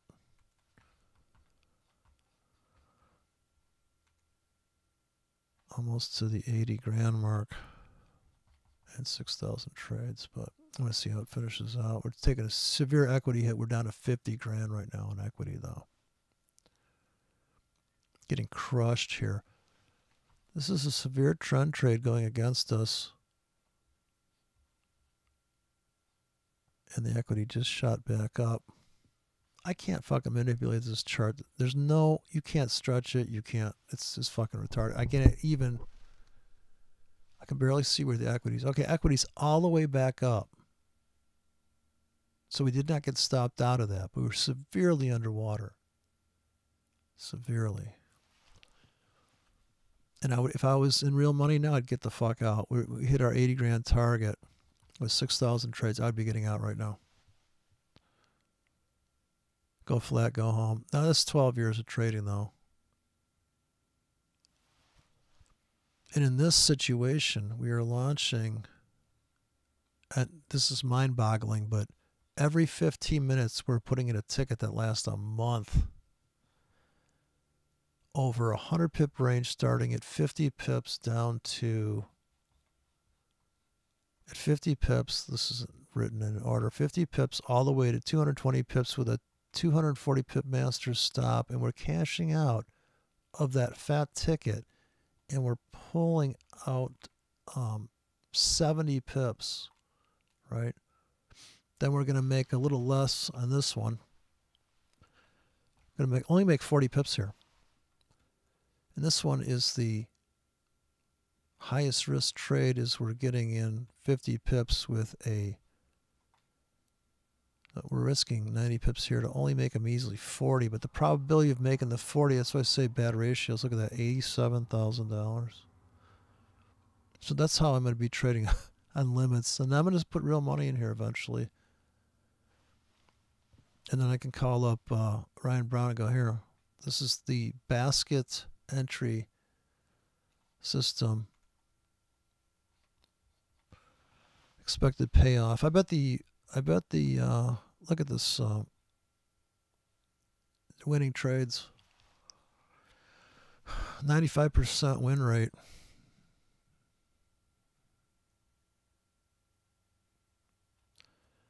Not bad for a blind bot. The blinder, the better. No bias. Zero bias bot. 2 consecutive losses, 50 consecutive. If you show that to somebody, now that's back test, but now we're going to forward test that in reality now. And we're going to see what we can squeeze out of it. If I could get this counter backed up to $1,000, I'd say it's a total success. Here we can't break the 6,000 barrier, so we're up $890 though in 18 hours. So I could close all open and pendings and start the thing, but I think the beauty of it is that it's always out there trolling for opportunity when I wouldn't want to be sitting here babysitting this thing and launching the tickets. That's the whole point of it. I guess the point of any EA. Oh, so we just cashed out of something here. I guess the thing to do would be to film the equity if you really wanted to pick it apart and then just fast forward play it back. So you don't have to stare at it, but we're cashing out of something here. As long as the balance goes up, and we know what it's going to look like because we've just seen the playback of how it looks like. We'll see drawdowns, but we're waiting to cash out on a retracement. And if the market's ranging 80% of the time, with a high probability of taking something off the table here, we just cashed out of something again. So now the balance went up. And ideally, this thing's going to come to rest at $6,000 coming in Asia, and then we won't get filled on anything unless it's shallow. The shallow one's the hard stop. And you could rewrite the script any way you wanted, really. I just went with the hard stop because it seemed easier to think about. I'm also running it here in the United States broker. At 50 to 1 leverage, I'm in not very many K. So people say, what is the problem with trading in the United States? Well, I probably got about a 10K on here, $700 of margin. Of course, this is blowing away the guys in Europe that have been cut off at the, well, they've been castrated. Let's face it. Put that rubber band around their nuts out there. Can hardly trade it. But at least this thing's trading, and I don't know if it's going to cash me out. Let's see. I must have something that's about to cash out. Let's hope. But now if this is not the first in, I will not cash out. But if I write the script properly, which I didn't think I have to think about it, it should cash out. This is first in, which means if it's a 1K, it means it's very close to the market. And I will make that money. So it's kind of almost US ready. The only time it wouldn't be is if I'm running multiple currency pairs and this one plunges and that one plunges and okay, it's first in, first out. Not for that one currency. I don't even know what that means. If it's that one currency or the whole account or what the fuck. I mean, it's fucking retarded. What the hell are these people thinking? Why don't they just make it so it's like, well, you can only get in with a 10 pip stop. We're called 10 pip stop traders. What the hell are these people doing? Well, we're just complying with the law. Okay, but I'm ready to kill myself. I'm ready to kill you. I was that guy that shot up the broker a few years ago. Went to his brokerage firm. Hey, guys. Boom. Pissing me off. I didn't even look to see if anybody was in this hangout thing. I didn't even join it myself. Oh, shit. I'm not too bright. Oh, it says invite people. I'm the only one here. Okay. Not surprised. As I did the video, I was just talking to yourself.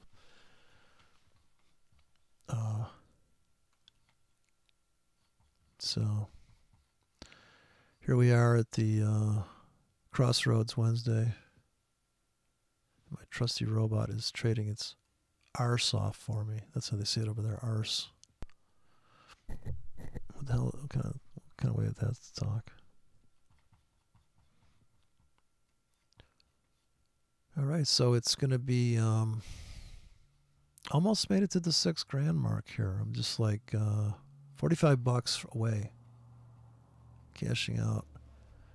I see it just launched some tickets out in front of the market there. So 15 minutes before the top of the hour, it already launched a ticket. I don't even know where it's getting that. If that's when I started the robot, I don't even know how it's counting that. It may be launching them every 15. I don't know. That's 1 minute chart? That's like 30 bars, right? Something like that. See, I can't count that. That's like ridiculous. Here, I'm going to use the timestamp. I use this trusty cursor guy. God, I don't know where's the time on that? Is that 15 minutes?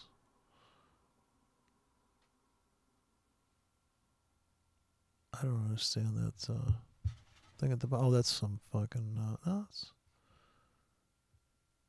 boy, I guess it's from when I started. I didn't start at the top of the clock. Oh well. Right, because it's 22 to 20. 12. Yeah, jeez. Okay, that's right. 15 minutes.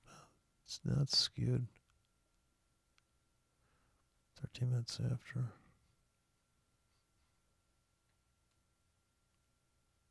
Yeah, it's like 13:45.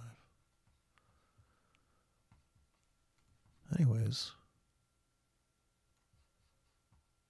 I I guess I should start this thing at the top of the hour religiously, reboot the platform. Make a religion out of it. Yeah, it's 43 and 12. It's a half hour apart. As long as the frequency isn't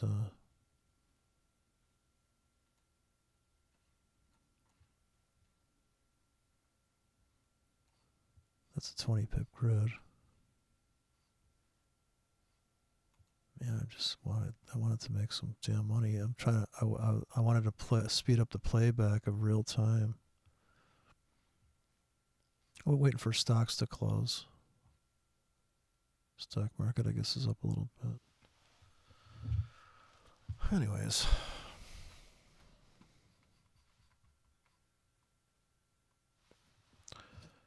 That's about that. I don't know.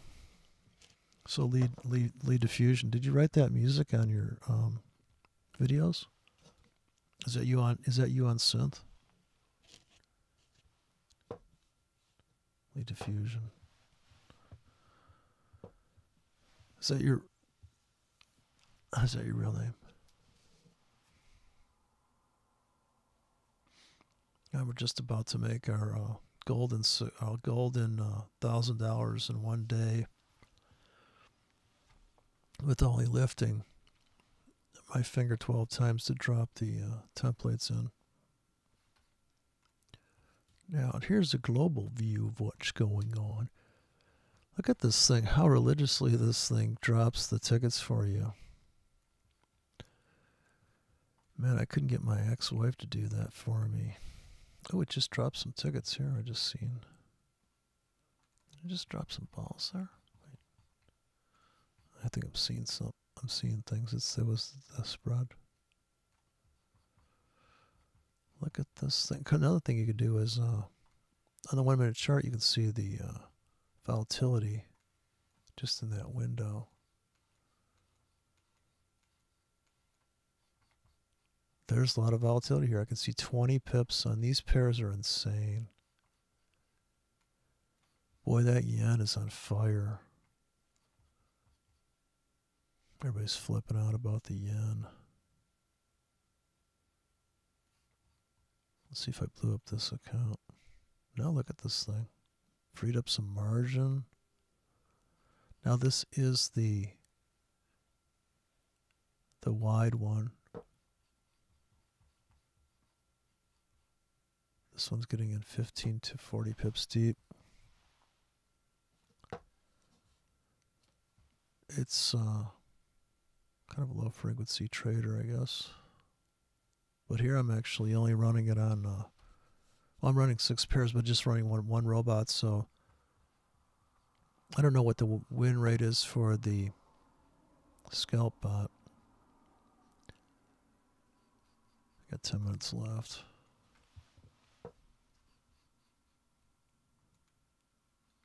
Oh, it says my stream isn't going here. Wait. Because anybody can make me a ham sandwich. I just had to hit the refresh button there. Uh-oh. Welcome to live chat. Remember to guard your privacy. Gotta go. So, I guess they're gonna cut the links between Twitter and YouTube, so when you post something, it's not gonna automatically go to Twitter. I didn't realize that trader Dante, I was watching my video. He's like, "Oh, thanks for mentioning me." I was like, "Wow, I didn't know you cared." Trader Dante is pretty much like me. I'd say personality-wise, just pissed off. Not pissed off, but just like, oh my God, people. But yeah, if this robot cannot blow up the account, I mean, I'm in love, but God, so far it's killing it. I mean, it's just hysterical. I may have to go flat before. I don't know if I should even intervene. I guess the first week through, I'm going to let it go. I mean, if you look at the performance, I think I got out of the, unless it's holding on to the last test. I think it is. It's a 12-year test of that hard wide. 1 minute chart, 2006. 20 pips spread. I mean, 2 pips spread. But that's through the news and everything. That's through all the punishment moves. But it doesn't make trading any more exciting. It just makes it less effort for these. Now, you could have this thing, looking back, you know, I'm sure if you know how to write code, they could be throwing those orders in on the fib handles, obviously, or multiple fibs. But that's what that spectrum indicator was throwing out based on volatility, and it kept adjusting. But this is a static entry.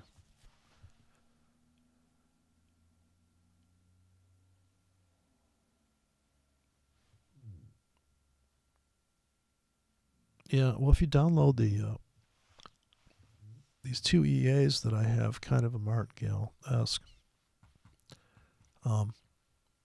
you can backtest it without blowing up the. I mean, you can trust that. So this week, I'm testing it with 3 demo accounts. I should say 2.5, because the one in the United States is so fucking nanny-stated out that here it's making. I didn't write down the balance, but it's trying to make money here with all the margin on the planet. 51 leverage. But I suppose there's times, even though this thing started making money in Asia, it was down. Now, here's the one thing about this account. We were in a drawdown. So we made about, me and my robot made about a nice $300, and then gave it back this morning when the markets opened up, and then it made it all the way back.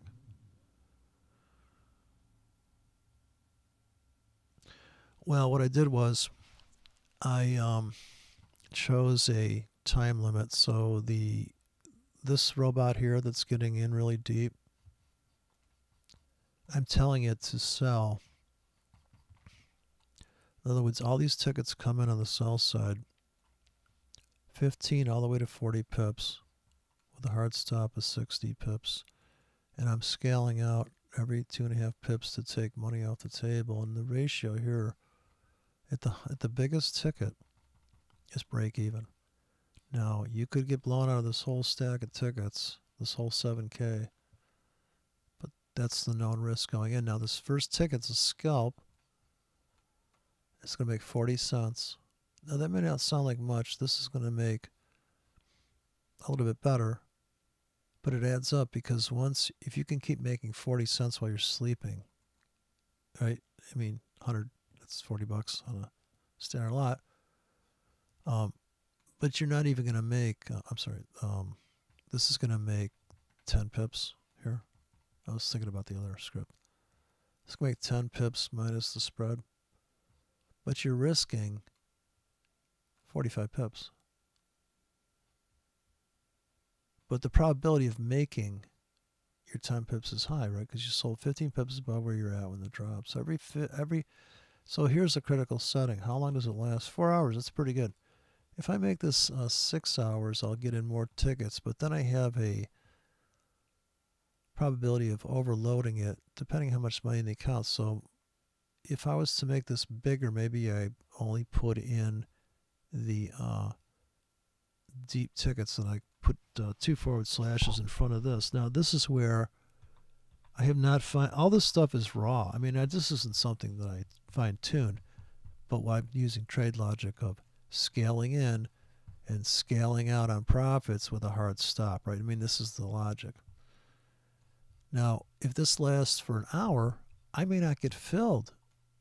If the market can't move 15 pips up or down in 1 hour, and the other critical number here, how often does it drop? Every 30 minutes. It's dropping these orders. How long do they last? Those two settings are critical because how deep are you getting in? Now, if you want to test theoretically, which I did here, this test is a super deep. This is the first one I posted called Deep Swing Trading, but I added to the tickets. This thing makes so much fucking money. It takes drawdowns, I don't know if you can see them, to here. So if the account can start at 10 grand and get out of the gate without blowing up, that's the thing, right? Now I'm going to run this on the British pound. I'll show you. I'll probably blow this thing up or even the yen. And I don't know why that is. It runs great on the euro. Here's on the yen, same scheme, but hey, it's making money out of the gate. If it can get to 15 to 20 grand, we can survive a drawdown. See, the equity is huge up here. It means they're underwater. I mean, we're above, but we haven't cashed out. We're up on the equity, but we haven't cashed out. We gotta let that thing cook. I want to see what happens here at the top of the hour. If I get to 6 grand by stock market close, now we should see a big possible retracement. Of course, now this is blind trading. I mean, it's literally just blind stupidity. Why do you need a Martingale? So why Martingale it? So that I can make more money. So I can, like the guy, remember the cocaine commercial? So I can make more money. So I can buy more drugs. So I can stay up longer. Where's the cocaine commercial? Okay, I gotta put a jet plane up his nose.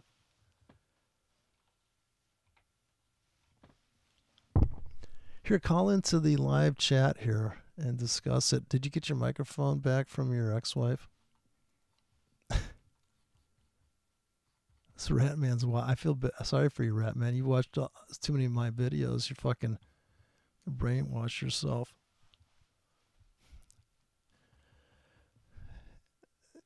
There's no logic. It's just money. Look, I'm up $5. Look at this robot. I love this auto launcher. It's ridiculous. Oh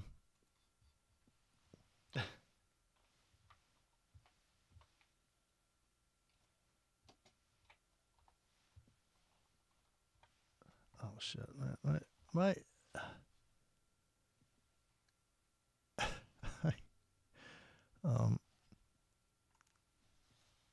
cap block keys on from writing code. Nothing looks right.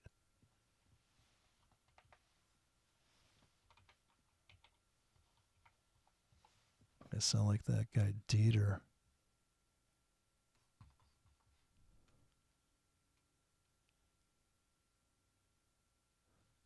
Where's the one where the guy's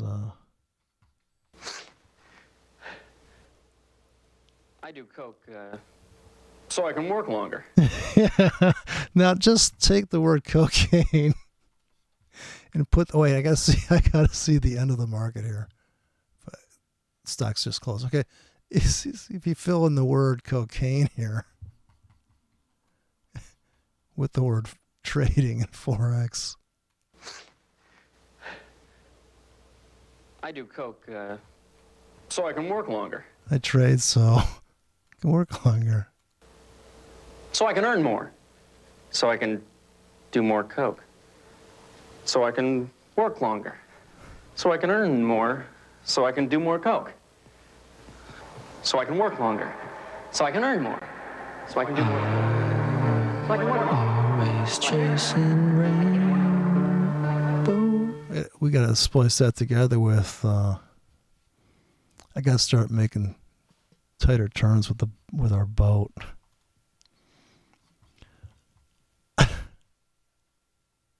Still married, huh? So she's got the microphone. Yeah,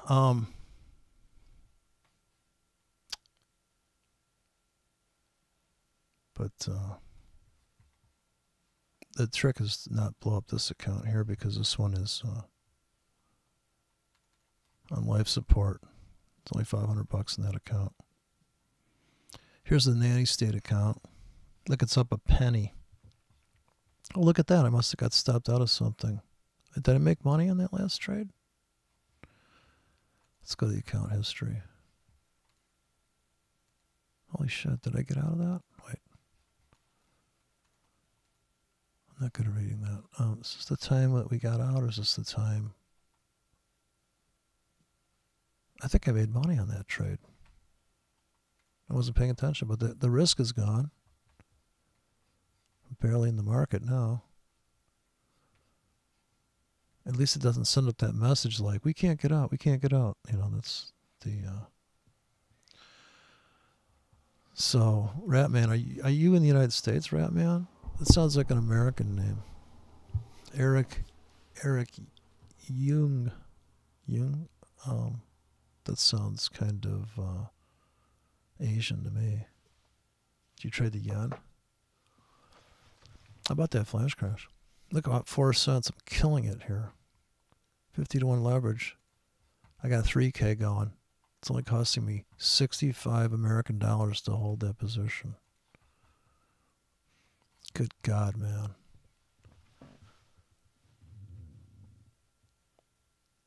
I'm worried. I am worrying some of my friend's marriage. Oh, are you the guy that she's cheating on with? Are you really in New Zealand? Oh my God, dude, that's... You have a rat problem there? They say the cockroaches and rats are going to take over. Do you have... New Zealand, you have really good cheese, right? That's really Australia. Wow. So it is like almost 12 hours difference right now. Well, you guys are going to come up in your market opens pretty soon, right? 90 state account. Yeah. Well, you know what? They don't want you to hurt yourself because you don't even know which order you put on first, you know. So you're like, holy shit, my head's spinning. Rat problem. Of course, you guys have what kind of, you don't have any drama over there in Australia, New Zealand. Everything's pretty tame, right? Of course, no offense, but when I go look at the globe, it's not whether it's flat or not. It's like, wow, I got to zoom in to find New Zealand. Like, wow, this is such a small country. But, gosh, how long does it take to fly? Get over to like 12 hours. By the time you get there, you're like, oh, God, I'm tired. I'll go home. Really? Well, it's hard to be married, and I'm married to the market, I guess. I don't know, man. How do you? I mean, I feel like if I had a wife at this point, actually, so I had this girlfriend for 7 years, and she said to me, and this is kind of why I had to get rid of her. She said to me, I think there's nothing in your computer. I think that you're being tricked. I mean, she was beyond flat earth. She was like, the earth is a cup. The earth is inverted. In other words, we're living inside the globe. This is her. I mean, she was so out of her mind. She says, oh, yeah, I think those are fake prices. She's like, this is 20 years ago. I was like, really? How would you think that? Oh, they're just doing that. And then she would giggle. I thought maybe she was kidding. How dare you? This is serious. I told her, this is good. This is financial stuff. This is man stuff. Get out of here. Can't you understand, baby? Look what I'm trying to do here. I'm trying to get you a new pair of shoes by clicking a mouse. Sit down. Behave. So we do here, in this instance here on this, we do have a constant 7 of those scripts are running, overlapping every half hour with a 4-hour decay. Now, if I make the decay 8 hours, we could hurt the account. Oh, look at this. I might make the $6 grand after all. Look at that with $20 with my target now. $20 for my target.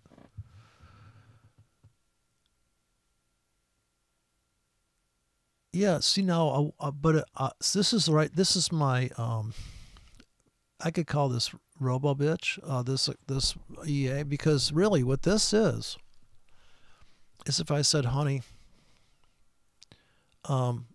here's your list of shit to do, or here's your, this is it. She'd be like, okay. Where, this is very compliant. This, this is in other words, if you showed a woman the risk plan, they'd probably get all excited about it. If you show a guy a pattern, they're like, oh God, have you seen this head and shoulders? I don't think I actually never thought about risk, and that was a big problem because I'm pretty much looking at the pattern thinking, oh yeah, look at this setup. Oh my God. And I guess I'm like a girl in that sense. I'm not thinking how much it would cost to pull that off. But I mean, if you told somebody it was risky, they might pay attention to the actual stop versus, how big this ticket is, how often you're going to trade, the frequency of the trading, So here you're controlling the frequency by saying how often does that order go in and how long does it last? And, yeah, I says, yeah, so how are you able to, yeah, FX, how do you like the free data that FX gives you? I mean, it's just amazing. Plus all the brokers you must have. If you live over in Australia, man, if you guys in Australia, New Zealand, really, you got it, as we used to say, made in the shade. I don't think you realize you can go to any broker, where here you've just got like a handful of brokers that I have access to. And it used to be that if you had enough money, there is like 400 brokers on the planet.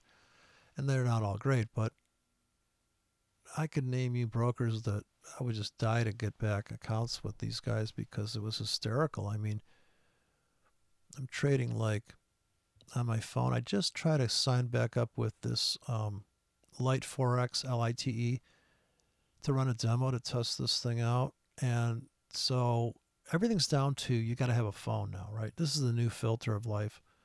If you don't have a phone, I can't SMS you, and I can't buy a Bitcoin, and you can't do a double authentication. And now you can't even open a fucking demo account over at Light Forex, because if you don't acknowledge them on your fucking phone with an SMS message, which I don't know if that's like whips and chains, but if you don't have that, they're going to fuck, you have 24 hours to hold on to your demo account. So I didn't go back in because they're going to delete me out because I try to make up a fake phone number in Britain. And they're like, we're going to call you on that and send you a code. I'm like, you know what? You can take that code and you can ball it up into something that's kind of not smooth, and you can ram it up your ass because I really? Prove you're not a robot. No, prove you're a fucking robot. How about prove you're a robot? I'm getting all angry now.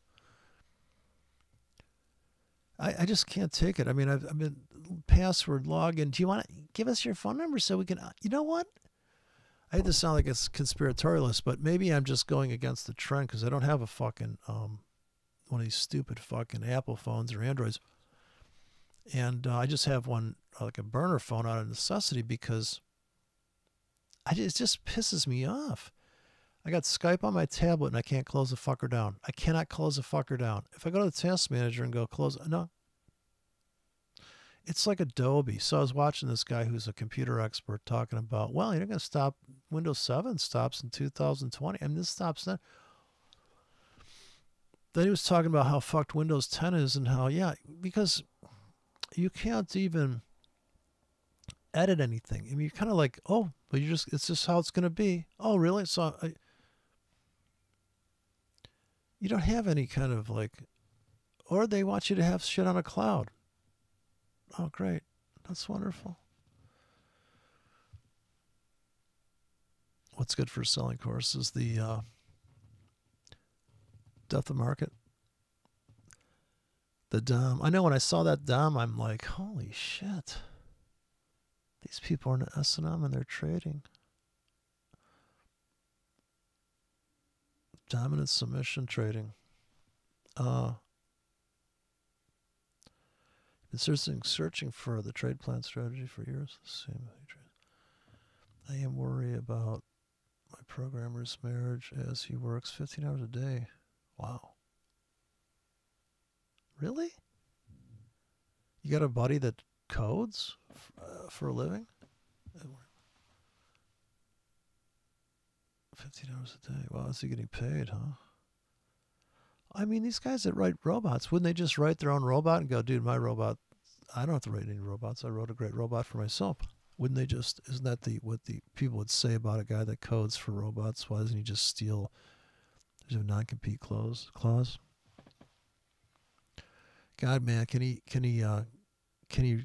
I just want a robot that I can put I just want all I really want is a robot that will trigger my scripts for a breakout strategy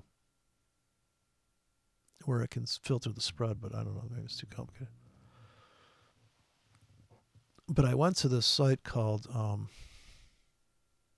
it's called like, God, I want to say Upwork or something, but some kind of programmer's thing, and I posed a thing out there, and when people read your proposition, they laugh because they're like, "Oh, right, buddy, sure." And what I was saying to them is that I have a winning strategy. I just need somebody to program it, but I really don't want to pay for it because I'm going to let you have the strategy, and then you can just, I don't care, I just want to trade. So, but people would probably think, well, this guy's going to be a pain in the ass, and I guess so, right? I mean, but I had a programmer that I described my strategy to, and he kept saying, I don't get it. How many bars back? And I said, well, just one bar back. Well, how many bars back? And I was, oh, look, it just threw.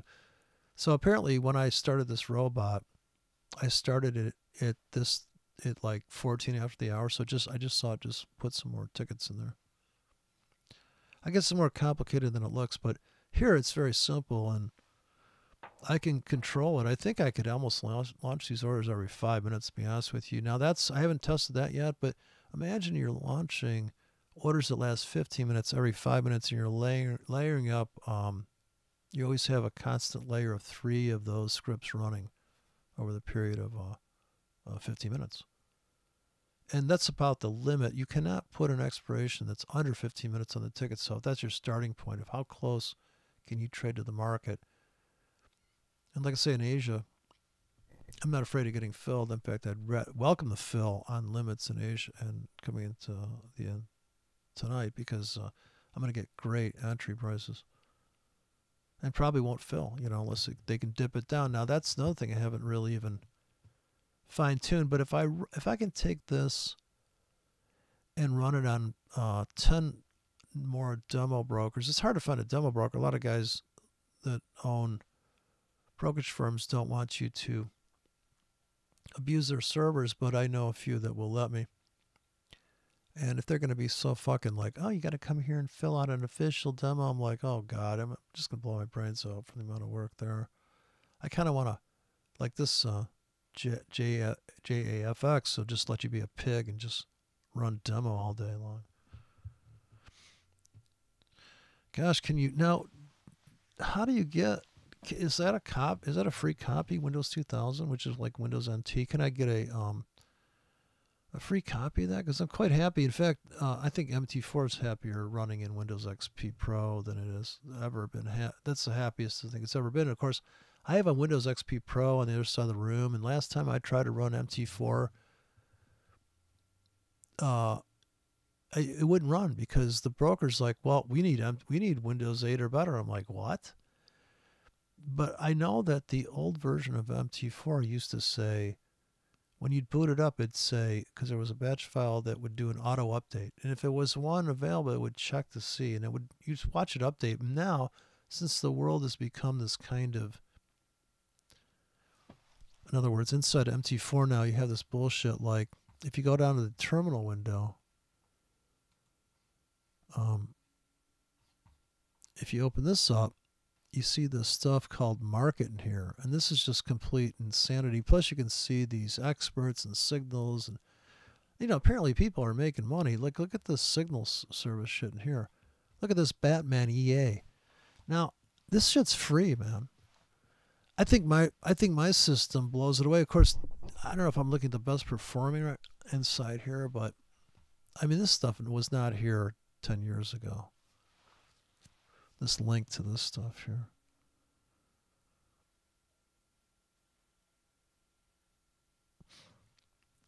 Oh, okay. Yeah, so I guess you just need a fast computer because it can't take advantage of the multi-thread on the chipset. But we don't allow retraction of messages here. I see somebody, I'm going to hunt that down. The screenshots every 48 milliseconds, so we'll have no message retractions here.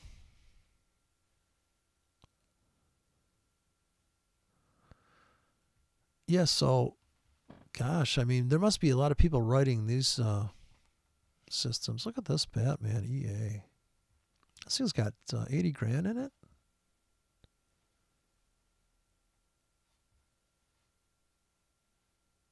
Last trade fits and scalp. This trade, it's holding for 2 hours. It's like scalping. Is this where you copy trades, or you just run this EA yourself? 900 trades over what time period? Interesting. What is the trades a lot of yen? I don't know how to read this shit. Reviews. This is an awesome signal. Awesome. We've kind of worn out that word. It's not awesome anymore. It's just like good, good. Too much risky. I love when people don't speak English. Mohammed Umar says, good, but too much risky. I found very good and reliable free signal. Give me my money back. It's free. People have a lot of fucking, people have a sense of humor. I'd say there's some funny shit, man. You read the comments on a YouTube, it'd blow your mind. Everything's great. Switching to real account. I guess you can download this thing. Batman EA. Has anybody ever run the Batman EA? Has he got a video about it? I've never really got into this stuff because it's all about me. What is this? Showcase? You can copy other traders' signals. Oh, careful. Get the volumes cranked. What do you bought the market? Holy shit, the cookies and what else? What more punishment do we have to endure? Do you want to run cookies? I don't know. Are they chocolate? Signals on the trading platform. In the toolbox The window, platform. Is that a robot? They got the robots do something like that now. you can find a showcase Oh, I found a showcase. of available signals. Available. That's how my Skype girl talks. I'm sorry, but the person that you trying to reach is unavailable.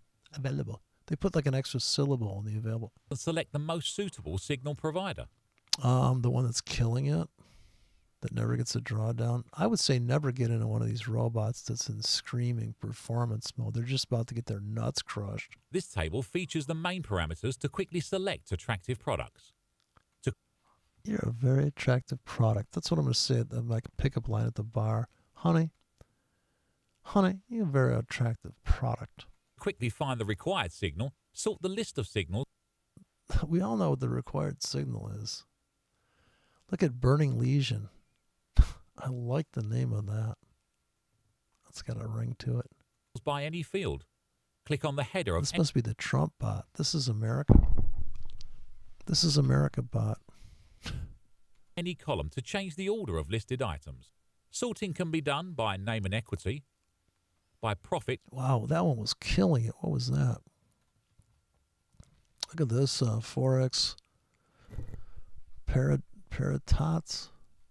Oof. That's screaming. $20 though for that one. Yeah, the Poseidon Adventure looks like the Poseidon Adventure takes a hit. It's free. Now this is like classic loading into a trade and then get blown out. by profit, growth and lifetime in weeks, by the number of subscribers and the total amount of their funds, by the number of... What's FA? Oh, really? Does it, it likes, does MT4, I could never get it to run. You have to put, it runs just like it's, huh. Yeah, I got to get the Linux going. Be like a real geek. trades and percent of winning trades, and by... Wow, glories, man. That thing's, look at, this thing's straight up. Very impressive. 20 bucks. Look at this guy's $100 robot. It's a little whipsawed. maximum drawdown and profit factor. 20 bucks. That's the going rate for a robot? God, no wonder your buddy's working fucking You can easily sort 5 jobs. Well, this robot's 21 extra buck. Look at that low spread. Yeah, he has to run on a low spread. I guess it's a spread filter on that. How about the super signal? How about like a robot called Rape My Wife? I wonder if they'd let you post it in there. You know, it's kind of a risky name. signals of interest and remove unneeded ones. On the showcase, you can both subscribe to a signal The showcase.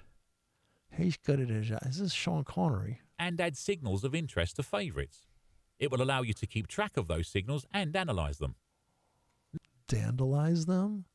Needless to say, sorting and subscription in one click. Tricky Twister. How about Mega Grail? Are also enabled in the Favorite tab. You can analyze previously copied deals in My Never a losing trade. Statistics. In addition to the main trading characteristics of these operations, in My Statistics you can find the price of all your paid subscriptions. The showcase features only the main parameters.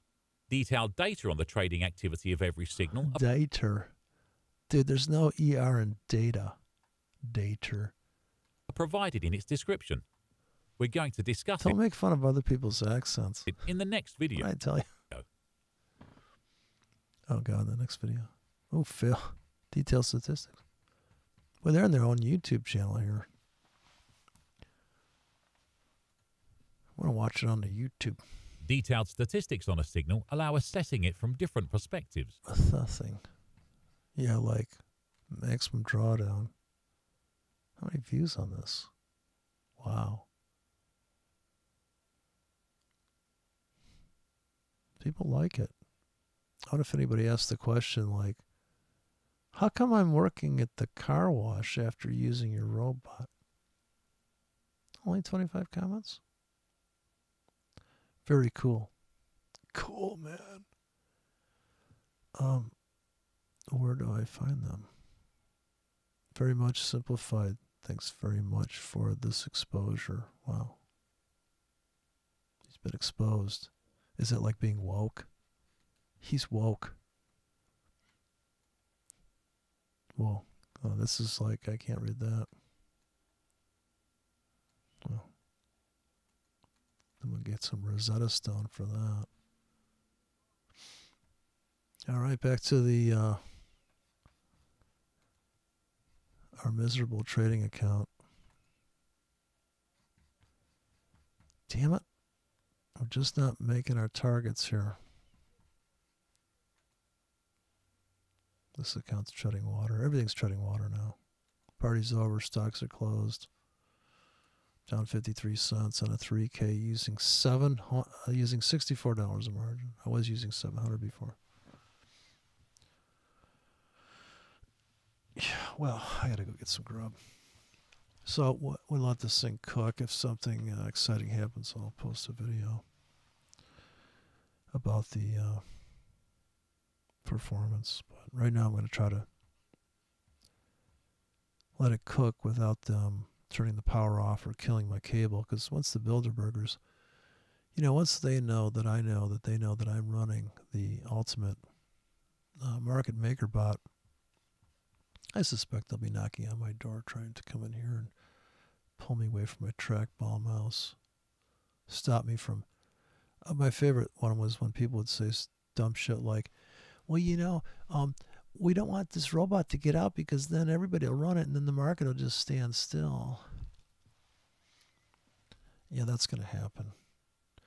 Because, if it's a what cracks me, a winning strategy, well, if you get the size wrong, you're going to blow it up anyway. So the winning strategy, everybody's going to trade that. Oh, that's why the market's so erratic. It's trying to blow up. It's trying to just, I don't know. What can you say about that? Okay, so some serious algo. You need to switch to Python. So how does the MQ4 hit a wall? You mean as far as like the detail? I can't run multiple time frames inside this one robot. But I can run Python straight as a,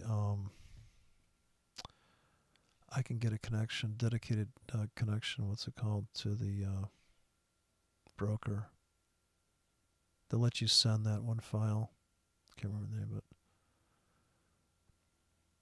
3 letters. But, yeah. Python's running on, I can't remember what program it runs on. There must be about 20 charting programs out there. It's amazing how much is out there. It's quite a bit, actually. If you go down that highway. Oh, we're getting killed here coming into. Actually, this account's going to get crushed because I may have to get out of all open and pendings because the spreads are going to get so wide here at this one particular broker. So I may have to go flat just before 5 p.m. because they are going to destroy me and the spreads get wide. And they'll start getting wide from here to the top of the hour, next 32 minutes.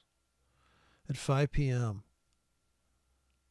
the spread on the British pound is going to go to possibly 30 pips on this broker, which would just be a bloodbath. So what I'll probably do is close all open and pendings, reboot the platform, I'll be coming in. So I'll close everything out before the top of the hour, come back in right at the top of the hour, 5 minutes after. So I'll be syncing the robot to that scalper's window 5 minutes after the top of the hour.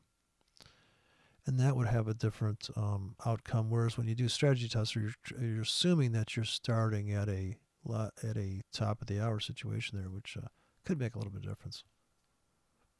So I need to come up here and close all. Remember to close all, and I guess you could have a robot that closes all 5 minutes before the top of the hour, so you rinse and repeat, because all these pendings that are stacked up in here, I'm not worried about the pendings, I'm worried about the positions I'm in. And that's why I chose a big master stop, so I'm kind of debating whether I should hold it, but see, my master stop on that top ticket is about 60 pips. Yeah, fuck it, let it go. That's the whole point of it. So hopefully I've engineered that into it a little bit. But we'll just get stopped out of that. It'll still have pendings sitting down there, so maybe make it up on the pendings. So we'll just take that. We'll take that punishment, I suppose. API, that's what I meant. Yeah. Right, so if they take API, you could sit there and hack out your own kind of Frankenbot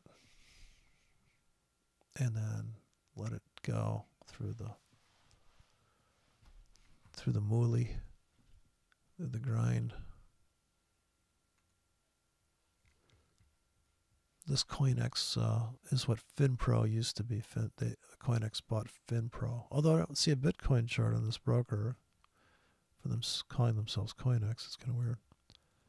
In the demo, there is no Bitcoin showing up in the instruments. Oddly enough. Okay, so yeah, it's time to go get some of that.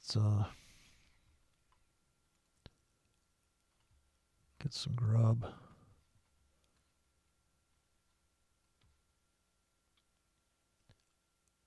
Get some